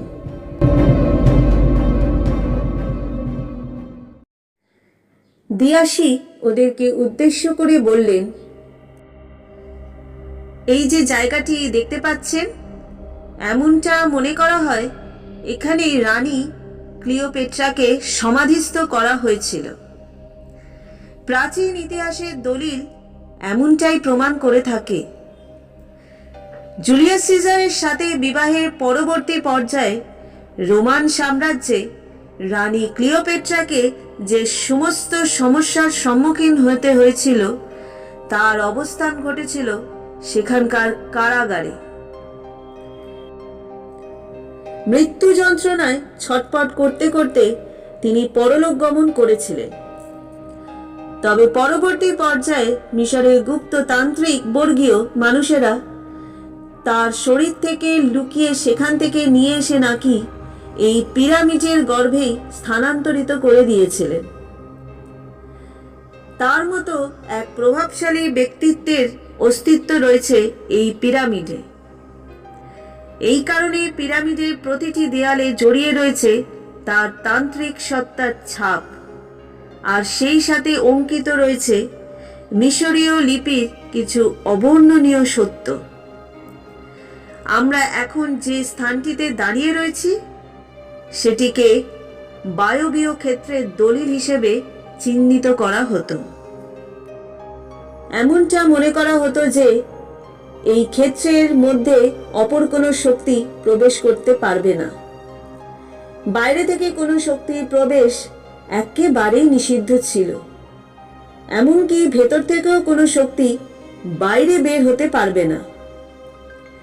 যুক্তি ও তর্কের ভিত্তিতে জায়গাগুলির তেমন কোনো গুরুত্ব সাধিত না হলেও প্রতিটি স্তরেই একটি করে অলৌকিক রহস্য মিশে রয়েছে।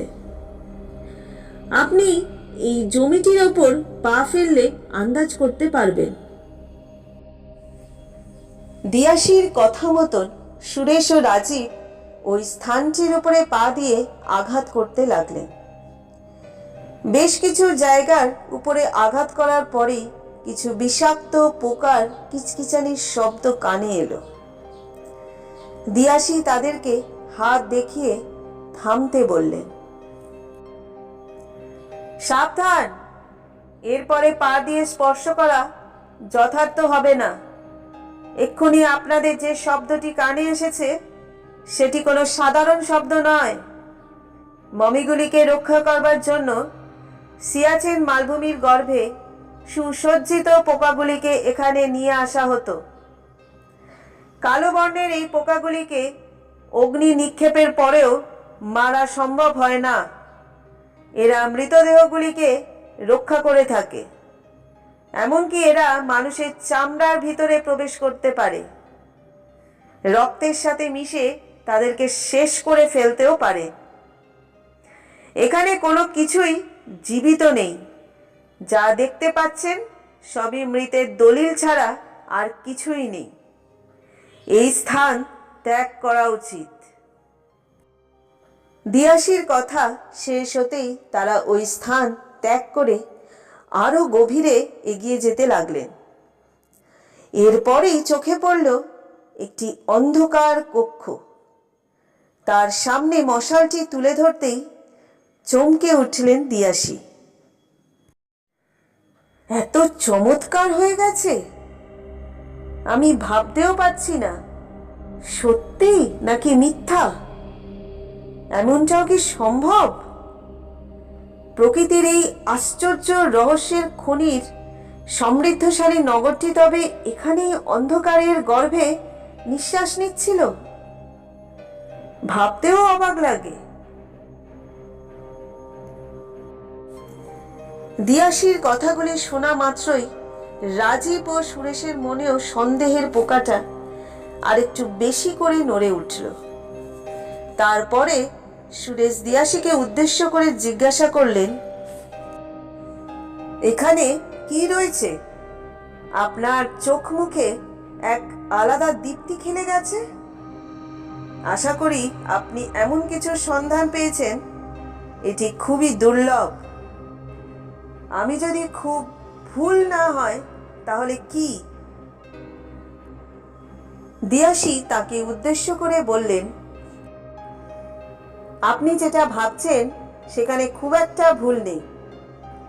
আশা করি আপনি ঠিকই ভেবেছেন। প্রতিটি পিরামিডের অন্তর একটি করে গোপন কক্ষ থাকত। 17টি দরজা অতিক্রমণের মধ্যে দিয়েই সেই গোপন কক্ষের অন্দরে প্রবেশ করা যেত। আমরা এখন সেখানেই এসে উপস্থিত হয়েছি। এখন ভিতরে প্রবেশ করা যাক। তারা কথা না বাড়িয়ে মশাল হাতে নিয়ে ওই গুহাগর্ভের ভিতরে প্রবেশ করলেন। ভিতরে প্রবেশের পর এই অন্ধকারময় জায়গাটি আলোকিত হয়ে উঠল। খাঁজ কাটা উঠিলেন কড়া দেওয়ালগুলির প্রতিটি ভাঁজে একটি করে বর্ণচ্ছটাময় চকচকে পাথর লক্ষ্য করা গেল। রাজীব সেগুলিতে হাত দিতে অগ্রসর হওয়া মাত্রই পুনরায় দিয়াশি কাকে উদ্দেশ্য করে বললেন, খবরদার নয়, ওগুলো মৃতদের সম্পত্তি, রানী ক্লিওপেট্রার সম্পত্তি। প্রাচীন মিশরীয়রা এমনটা মনে করতেন যে রানী ক্লিওপেট্রা বিশ্বের শ্রেষ্ঠ সুন্দরী ছিলেন, আর এই সুন্দর তোমার রূপের বৈচিত্র্য ধরে রাখবার জন্য তান্ত্রিক মতে একাধিক বস্তুর নির্মাণ করা হয়েছিল, যেগুলোর সাহায্যে তিনি নিজের সৌন্দর্যকে ধরে রাখতে সক্ষম হয়েছিলেন। সেই প্রতিটি সম্পদ ছিল দুষ্প্রাপ্য, অর্থাৎ যার কোনো মূল্য নির্ধারণ সম্ভব হয় না। রানী ক্লিওপেট্রার যখন রোমে পৌঁছান তখন তিনি এই জিনিসগুলোকে মিশরের গর্ভেই সঞ্চিত করে রেখে গিয়েছিলেন। মিশরীয়রাও এই সম্পর্কটিকে নিজের প্রাণের চেয়েও প্রিয় মনে করতেন।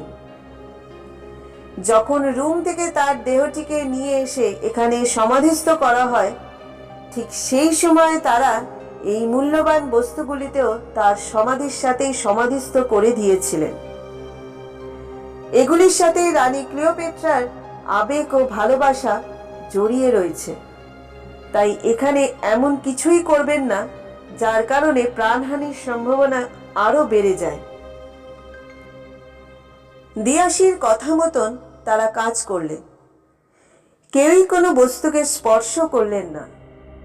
প্রতিটি বস্তুর সাথেই যে একটা প্রাণঘাতী প্রবাহ জড়িয়ে রয়েছে তা এই পিরামিডে প্রবেশের পরই তারা আন্দাজ করতে পেরেছিলেন।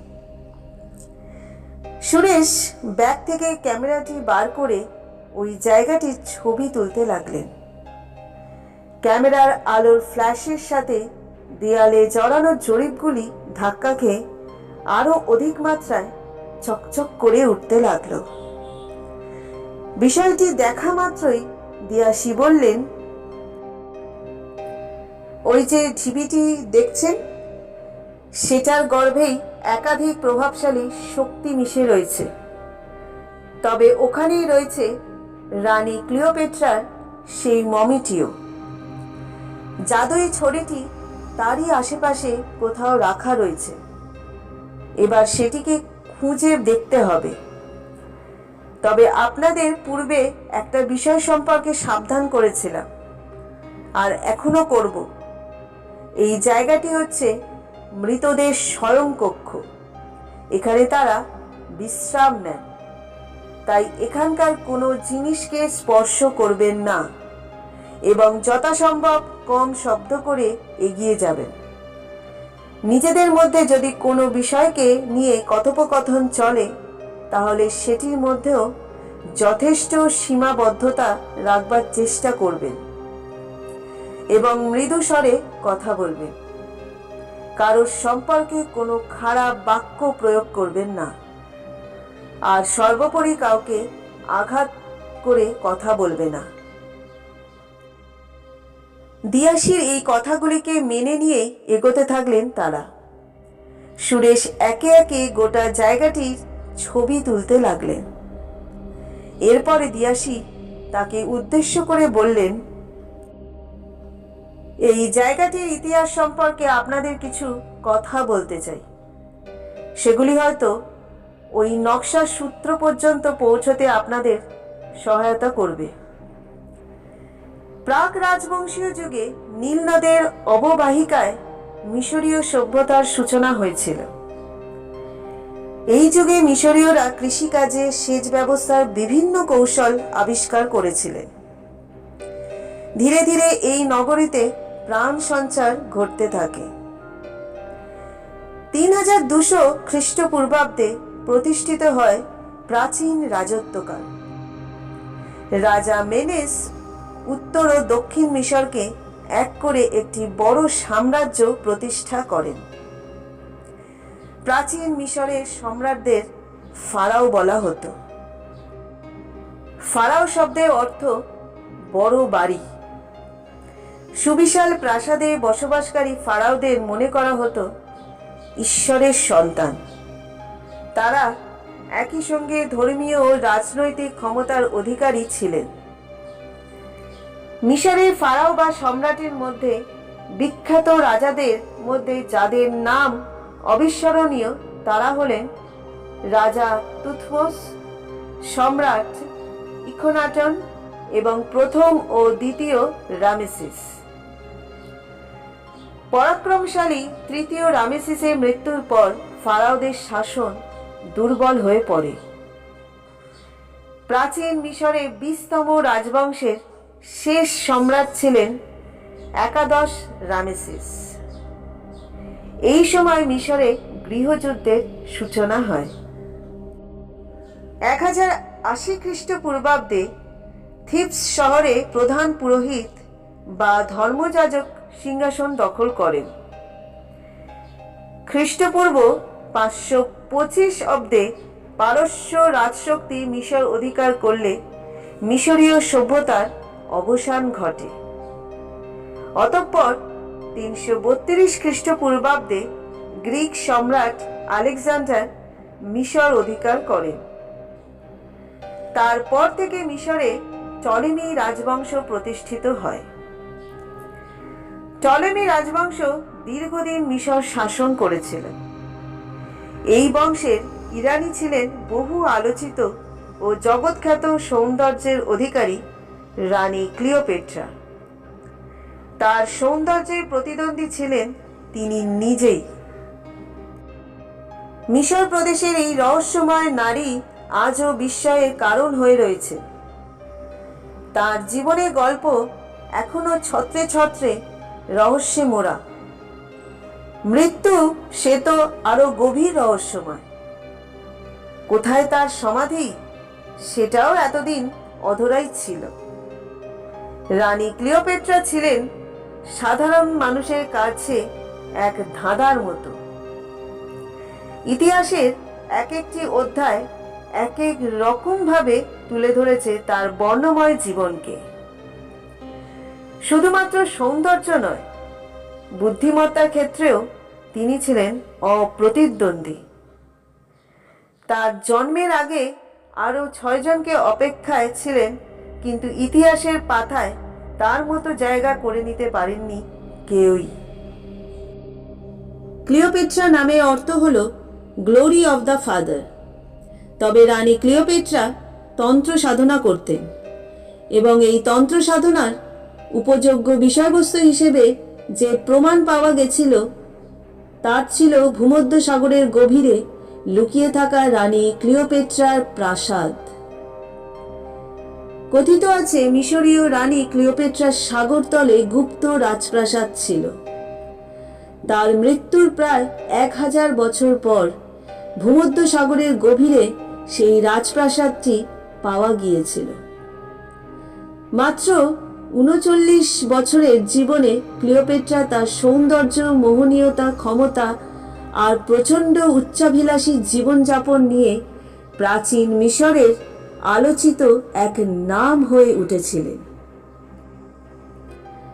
তাকে সর্বকালের সেরা নারী শাসকদের অন্যতম বলেও দাবি করা হয়ে থাকে।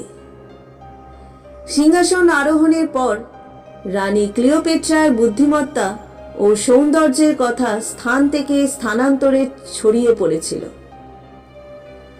রোমান থেকে জুলিয়াস সিজার সহ অ্যান্টনি প্রত্যেকেই মিশরের ওপর রোমান সাম্রাজ্যের আধিপত্য প্রতিষ্ঠা করতে এসেছিলেন, কিন্তু তারা প্রত্যেকেই রানী ক্লিওপেট্রার সৌন্দর্যের কাছে হার মানতে বাধ্য হয়েছিলেন। তাদের প্রত্যেকে নিজের প্রেমের জালে জড়িয়ে রানী ক্লিওপেট্রা মিজোরাম রাজ্যের সমস্ত সুযোগ সুবিধাকে পূর্ণরূপে ভোগ করতে সক্ষম হয়েছিলেন। তিনি প্রকৃতপক্ষে মিশরের রাজ সিংহাসনের একাধিপত্য দাবি করেছিলেন এবং এই একাধিপত্য পাওয়ার জন্য সোজা পথে না গিয়ে তিনি বাঁকা পথ অবলম্বন করেছিলেন। তিনি জুলিয়াস সিজার এবং তার পুত্র সন্তান সিজারিয়ানকে রোমের সিংহাসনে আসীন হতে দেখতে চেয়েছিলেন এবং এই কারণেই তিনি সমস্ত দায়িত্বভার অ্যান্টনির ওপরে অর্পণ করে মিশরে ফিরে আসতে চেয়েছিলেন। তবে কেউই তাকে মিশরে প্রত্যাবর্তন করতে দেননি, উপরন্তু ক্রমেই আটক করে রেখে দিয়েছিলেন। কিন্তু রানী ক্লিওপেট্রা নানান রকম তান্ত্রিক বিদ্যা জানতেন। তিনি গ্রিকের রক্ত বহন করতেন বলে ইংরেজি ভাষাতেও তার বিশেষ দখল ছিল। শুধু ইংরেজি নয়, তিনি আরবি ও হিব্রু ও ব্যাবিলনীয় ভাষার ব্যবহারও শিখেছিলেন। তিনি সেই বিদ্যার্জনের দ্বারা মানুষের মস্তিষ্কের উপর প্রভাব বিস্তার করতে পারতেন এবং অনেকেই এটাই মনে করেন এই কারণেই রোমান সাম্রাজ্যের সর্বোৎকৃষ্ট প্রতিনিধিদের উপরে খুব সহজেই তিনি তার প্রভাব বিস্তার করতে পেরেছিলেন। তার বাড়িতে 100টিরও বেশি বিষধর সর্প সংরক্ষিত ছিল। এছাড়াও তিনি 200টিরও বেশি পুরুষের সাথে সহবাস করেছিলেন। তবে এই সহবাসের পশ্চাতে লুকিয়ে থাকা বিষয়টি শুধুমাত্র নিজের অস্তিত্বকে টিকিয়ে রাখা ছিল না, তার সাথে ছিল সাম্রাজ্যের অস্তিত্বকে টিকিয়ে রাখবার এক প্রবল প্রবণতা। রাতের বেলা বহুবার তাকে বিভিন্ন রকমের মিশরীয় ও আরবীয় মন্ত্র জপ করতে দেখা যেত। যারা তার রাজপ্রাসাদে রাতের বেলা ঘুরে বেড়াতেন তাদের অনেকেই এই বিষয়টির কথা জানিয়েছিলেন। রানী ক্লিওপেট্রা যাদের সাথে সহবাস করতেন তাদের প্রত্যেকের শরীর থেকে অবর্ণনীয় নির্যাস নিয়ে নিজের শরীরের মধ্যে সংগ্রহ করবার চেষ্টা করতেন এবং সেই কারণেই তিনি নগরের উপকণ্ঠে এক প্রাসাদে তান্ত্রিক ক্রিয়া পরিচালনা করতেন। প্রতি অমাবস্যায় কৃত এই তান্ত্রিক ক্রিয়ার মাধ্যমে তিনি নিজের শরীরকে এত সুন্দর এবং দীপ্তমান রাখতে পেরেছিলেন ও জীবনের শেষ দিন পর্যন্ত তিনি সুন্দরী হিসাবেই পৃথিবীর বুকে নিজের ক্ষমতাকে ধরে রাখতে পেরেছিলেন। এমনটা মনে করা হয় যে তার সৌন্দর্যের সমস্ত দলিলগুলিকে একটি উল্লেখযোগ্য গ্রন্থের সীমাবদ্ধ করে রেখে দেওয়া হয়েছিল, কিন্তু সেই গ্রন্থটি পরবর্তীকালে আর খুঁজে পাওয়া যায়নি। ক্লিওপেট্রার সবথেকে কাছের সঙ্গী ছিল তার আদরের বিড়াল সিওসি আর তার সেই জাদুই ছড়িটি, যেটিকে তিনি সর্বদা নিজের কাছেই রাখতেন। অনেকেই তাকে এই দুই বস্তু থেকে দূরে করবার চেষ্টা করেছিলেন, কিন্তু তারা প্রত্যেকেই বিষধর সাপের বিষের দ্বারা মারা গিয়েছিলেন। অনেকে বলেন ক্লিওপেট্রা নাকি খাবারের সাথে বিষ মিশিয়ে তাদেরকে মেরে ফেলতেন। আবার অনেকে এমনটাও বলেন রাতের বেলা এক বিশেষ তান্ত্রিক ক্রিয়ার মাধ্যমে তিনি মানুষের হৃদয়ের ওপর প্রভাব বিস্তার করতে পারতেন এবং তার দ্বারায় হৃৎস্পন্দন স্তব্ধ করে প্রত্যেককে মেরেছিলেন তিনি। এইসব ঘটনাগুলি সত্যি অবর্ণনীয় সত্য হিসাবে আমাদের সামনে উঠে আসে, তবে তার সেই শরীরটিকে রোম থেকে পরবর্তী তান্ত্রিক উপাসকরা মিশরে নিয়ে এসেছিলেন এবং এই স্থানটিকে তার সমাধি ক্ষেত্র হিসেবে চিহ্নিত করা হয়ে থাকে। তবে পূর্বেই বলেছিলাম ওই ছড়িটি রহস্যময় অতীতের কথা।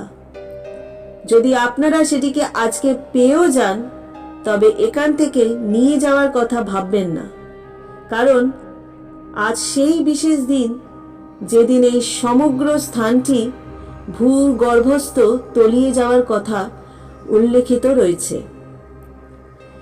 প্রাচীনতম গ্রন্থগুলির মধ্যে দিয়ে প্রতি 20 বছর অন্তর মহাবিশ্বের তান্ত্রিক প্রক্রিয়া বিলম্বিত আলোড়নের সৃষ্টি হয় এবং সেই আলোড়নকে নিজের অন্তরে সমাহিত করে রাখার মতো ক্ষমতা একমাত্র রানী ক্লিওপেট্রারই ছিল। তিনি মারা গেলেও তার এই বিতর্কিত ইতিহাস এই পরিসরের মধ্যেই আবদ্ধ হয়ে রয়ে গেছে।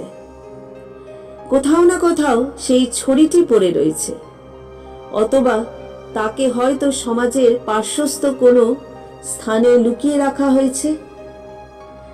আমি সেটিকে খুঁজে বার করার চেষ্টা করেছি, আপনারাও করুন। তবে আবারও একবার সাবধান করে দিই, দয়া করে কোনো জিনিসকে স্পর্শ করবেন না।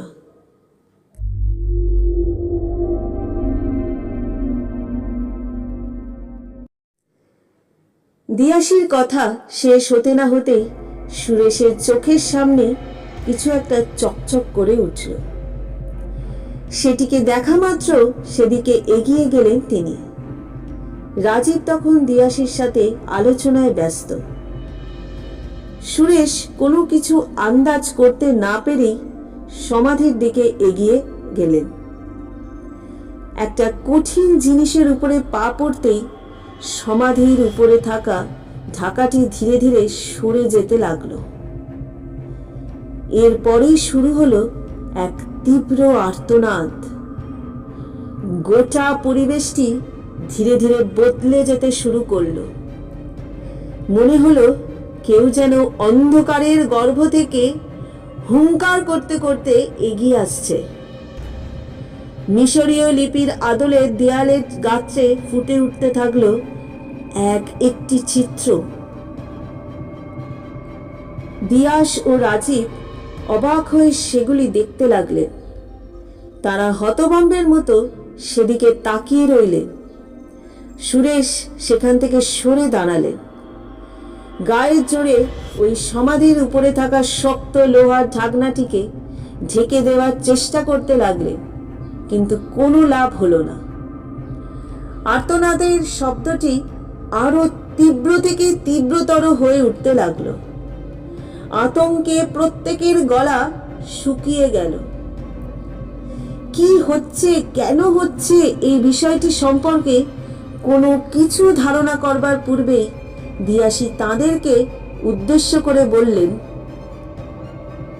রুস খাসুন আর হি চুরিস্ত দিয়াসি হাসামে বিনাক চুন হি তসে খামুন।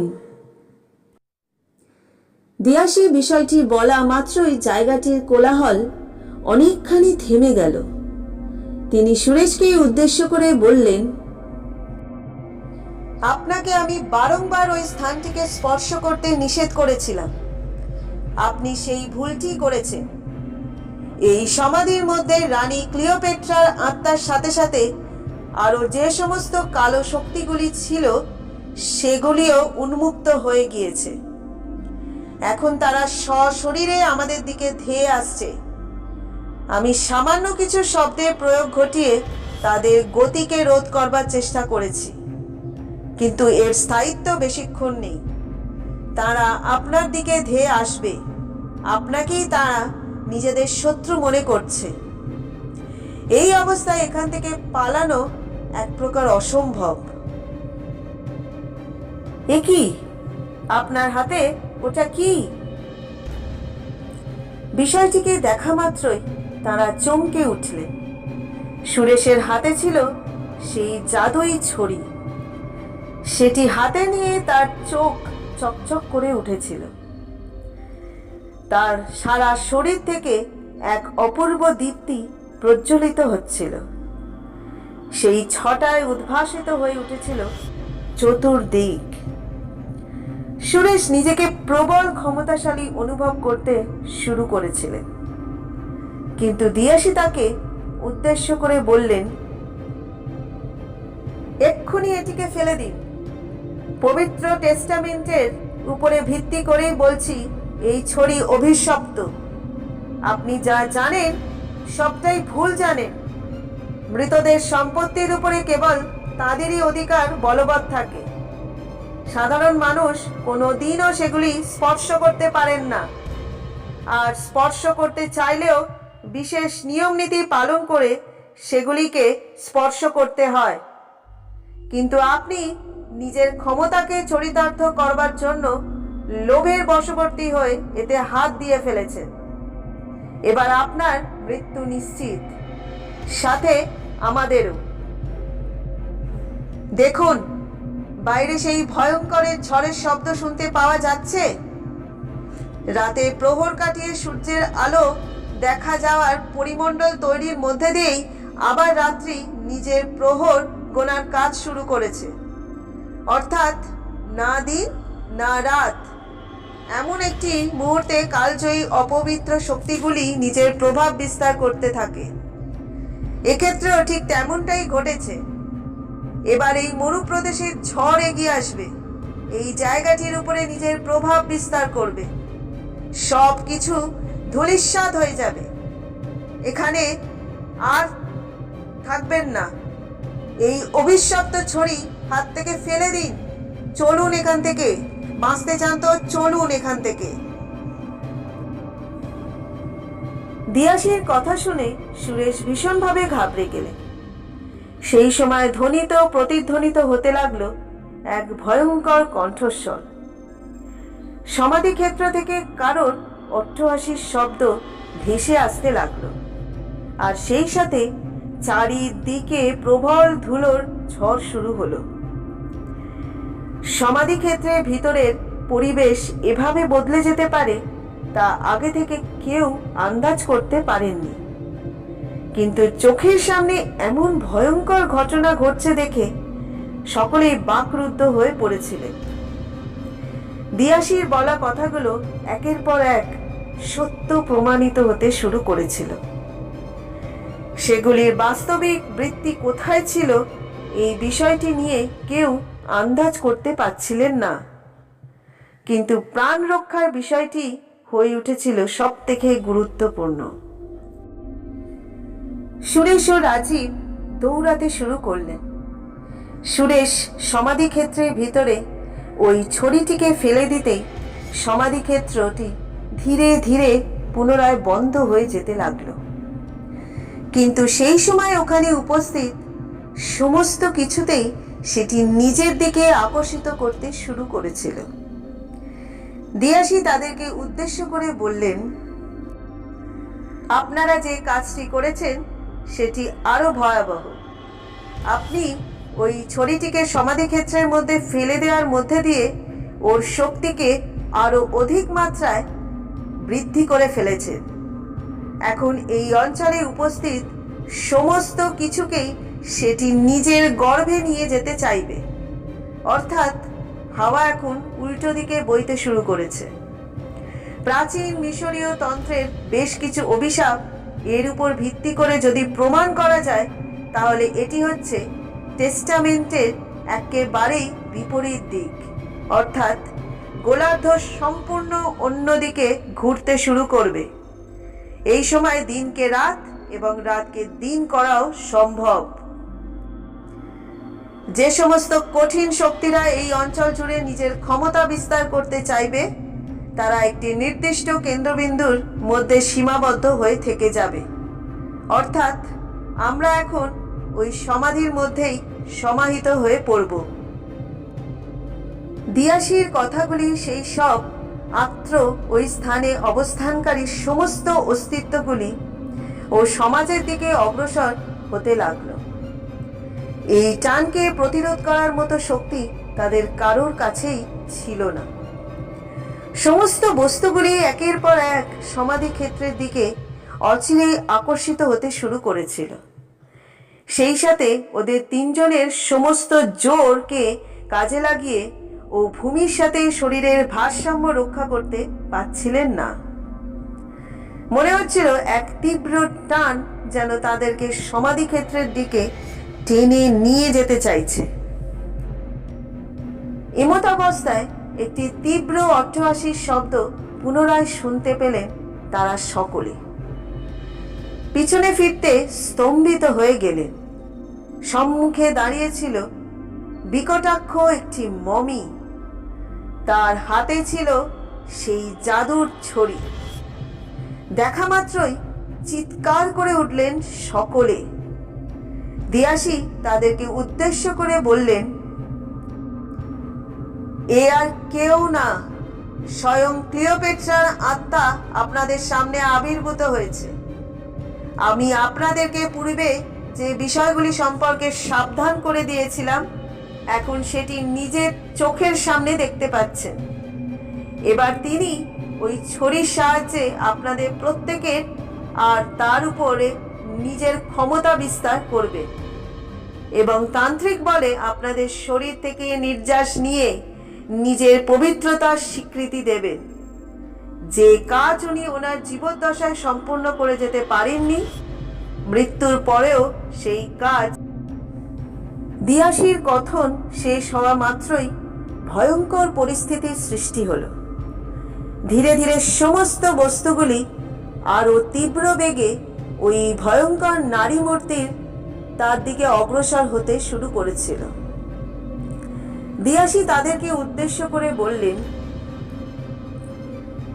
কয়েকশো বছরের মধ্যে এই ঘটনা ঘটে থাকে, আর আজকে হচ্ছে সেই দিন যেদিন রানী ক্লিওপেট্রা পুনরায় অর্ধচন্দ্রাকৃতি ভাবে নিজের সমাধি ক্ষেত্রের মধ্যে সমাহিত হয়ে যাবে। এই সময় 10 দিকের 10 গ্রহ এবং নক্ষত্রগুলি একই গতিপথে আবর্তিত হয়। এই সময় তিনি কারোর না কারোর বলি নিয়ে তবেই সমাহিত হন। আমাকেই আপনাদেরকে সাহায্য করতে হবে, তা না হলে আপনারা এখান থেকে বের হতে পারবেন না। আমি ওনার খাদ্যে পরিণত হব, কিন্তু আমাকে কথা দিন, এই অপবিত্র ক্ষেত্র থেকে আপনারা দুজনেই মুক্ত হয়ে যাবেন। আমি একটি বিশেষ মন্ত্র জপের মধ্যে দিয়ে এক অহরহ দরজা খুলে দেব। সেই দরজার ক্ষেত্রটি স্পর্শ করার সাথে সাথে আপনারা পিরামিডের বাইরের দুনিয়ায় গিয়ে উপস্থিত হবেন। এটি একটি জাদুই দরজা, যাকে তন্ত্রশক্তির মধ্যে দিয়ে নিজের কুক্ষিগত করে রাখার সম্ভব। সময় আপনারা কেউ পিছন ফিরে তাকাবে না, আর জায়গাটি থেকে কোনো জিনিস চুরি করে নিয়ে যাওয়ার চেষ্টা করবেন না। আমি নিজের জীবনের বাজি রেখে আপনাদের প্রাণ রক্ষা করবার চেষ্টা করছি। যতক্ষণ পর্যন্ত আমার শরীরে প্রাণ রয়েছে ততক্ষণ পর্যন্ত আমি এই লড়াই করে যাব, কিন্তু শেষ পর্যন্ত যা হওয়ার সেটাই হবে। তাই দয়া করে আপনারা আর এখানে অপেক্ষা করে নিজেদের সময় নষ্ট করবেন না। দিয়াশী নিজের কথাগুলো শেষ হতেই সেই পবিত্র মন্ত্র জপ করতে শুরু করলেন এবং সাথে সাথে সামনে আটকে থাকা দরজা খুলে গেল। বই সমাধি ক্ষেত্রের মধ্যস্থলে অবস্থিত দরজাটি খুলে যাওয়ার সাথে সাথে একটি বায়বীয় মণ্ডল সৃষ্টি হলো এবং সেই মণ্ডলের দিকেই তাক করে রাজীব এবং সুরেশ দৌড়তে শুরু করলেন। কিন্তু প্রবল শক্তিকে ভেদ করে এগিয়ে যাওয়ার কাজ অত্যন্ত কঠিন হয়ে পড়েছিল।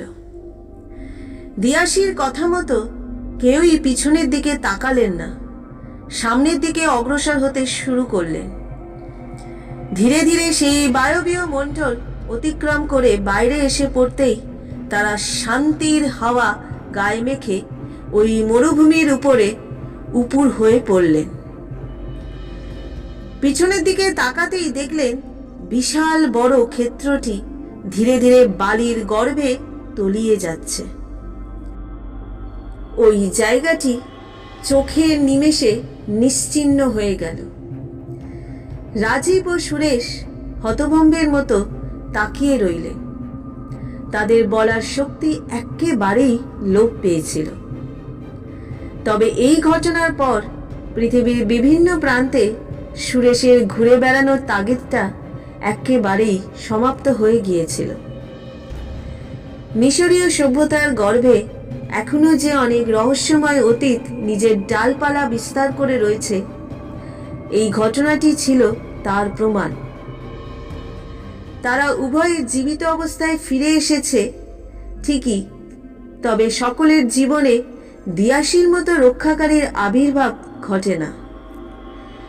দিয়াশীর হৃৎপিণ্ডটাই সুরেশের হৃদয় ধুকপুক করত। মৃত্যুর আগের দিন পর্যন্ত তিনি তেমনটাই বিশ্বাস করেছিলেন।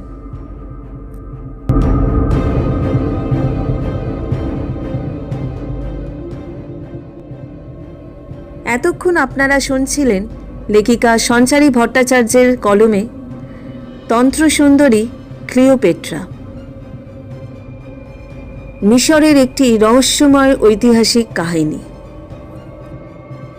মিশরীয় কাহিনীটি যদি আপনাদের ভালো লেগে থাকে তাহলে একটা লাইক করে দেবেন এবং আপনার প্রিয়জনেদের সাথে এবং বন্ধু বান্ধবের সাথে শেয়ারও করবেন। পরবর্তী গল্পের জন্য যারা এখনও পর্যন্ত আমার চ্যানেলটাকে সাবস্ক্রাইব করেননি তারা দয়া করে আমার চ্যানেলটাকে সাবস্ক্রাইব করে দেবেন এবং পাশে থাকা বেল আইকনটি প্রেস করে দেবেন যাতে আমার ভিডিওর সমস্ত নোটিফিকেশন আপনাদের কাছে পৌঁছয়। আমাদের গল্পগুলি আপনাদের শুনতে কেমন লাগছে যদি কমেন্টে একটু মতামত জানান তাহলে খুব ভালো হয়। আজকের মতো বিদায় নিচ্ছি, আবার আসবো নতুন কোনো গল্প নিয়ে। ততদিনে আপনারা ভালো থাকবেন, সুস্থ থাকবেন।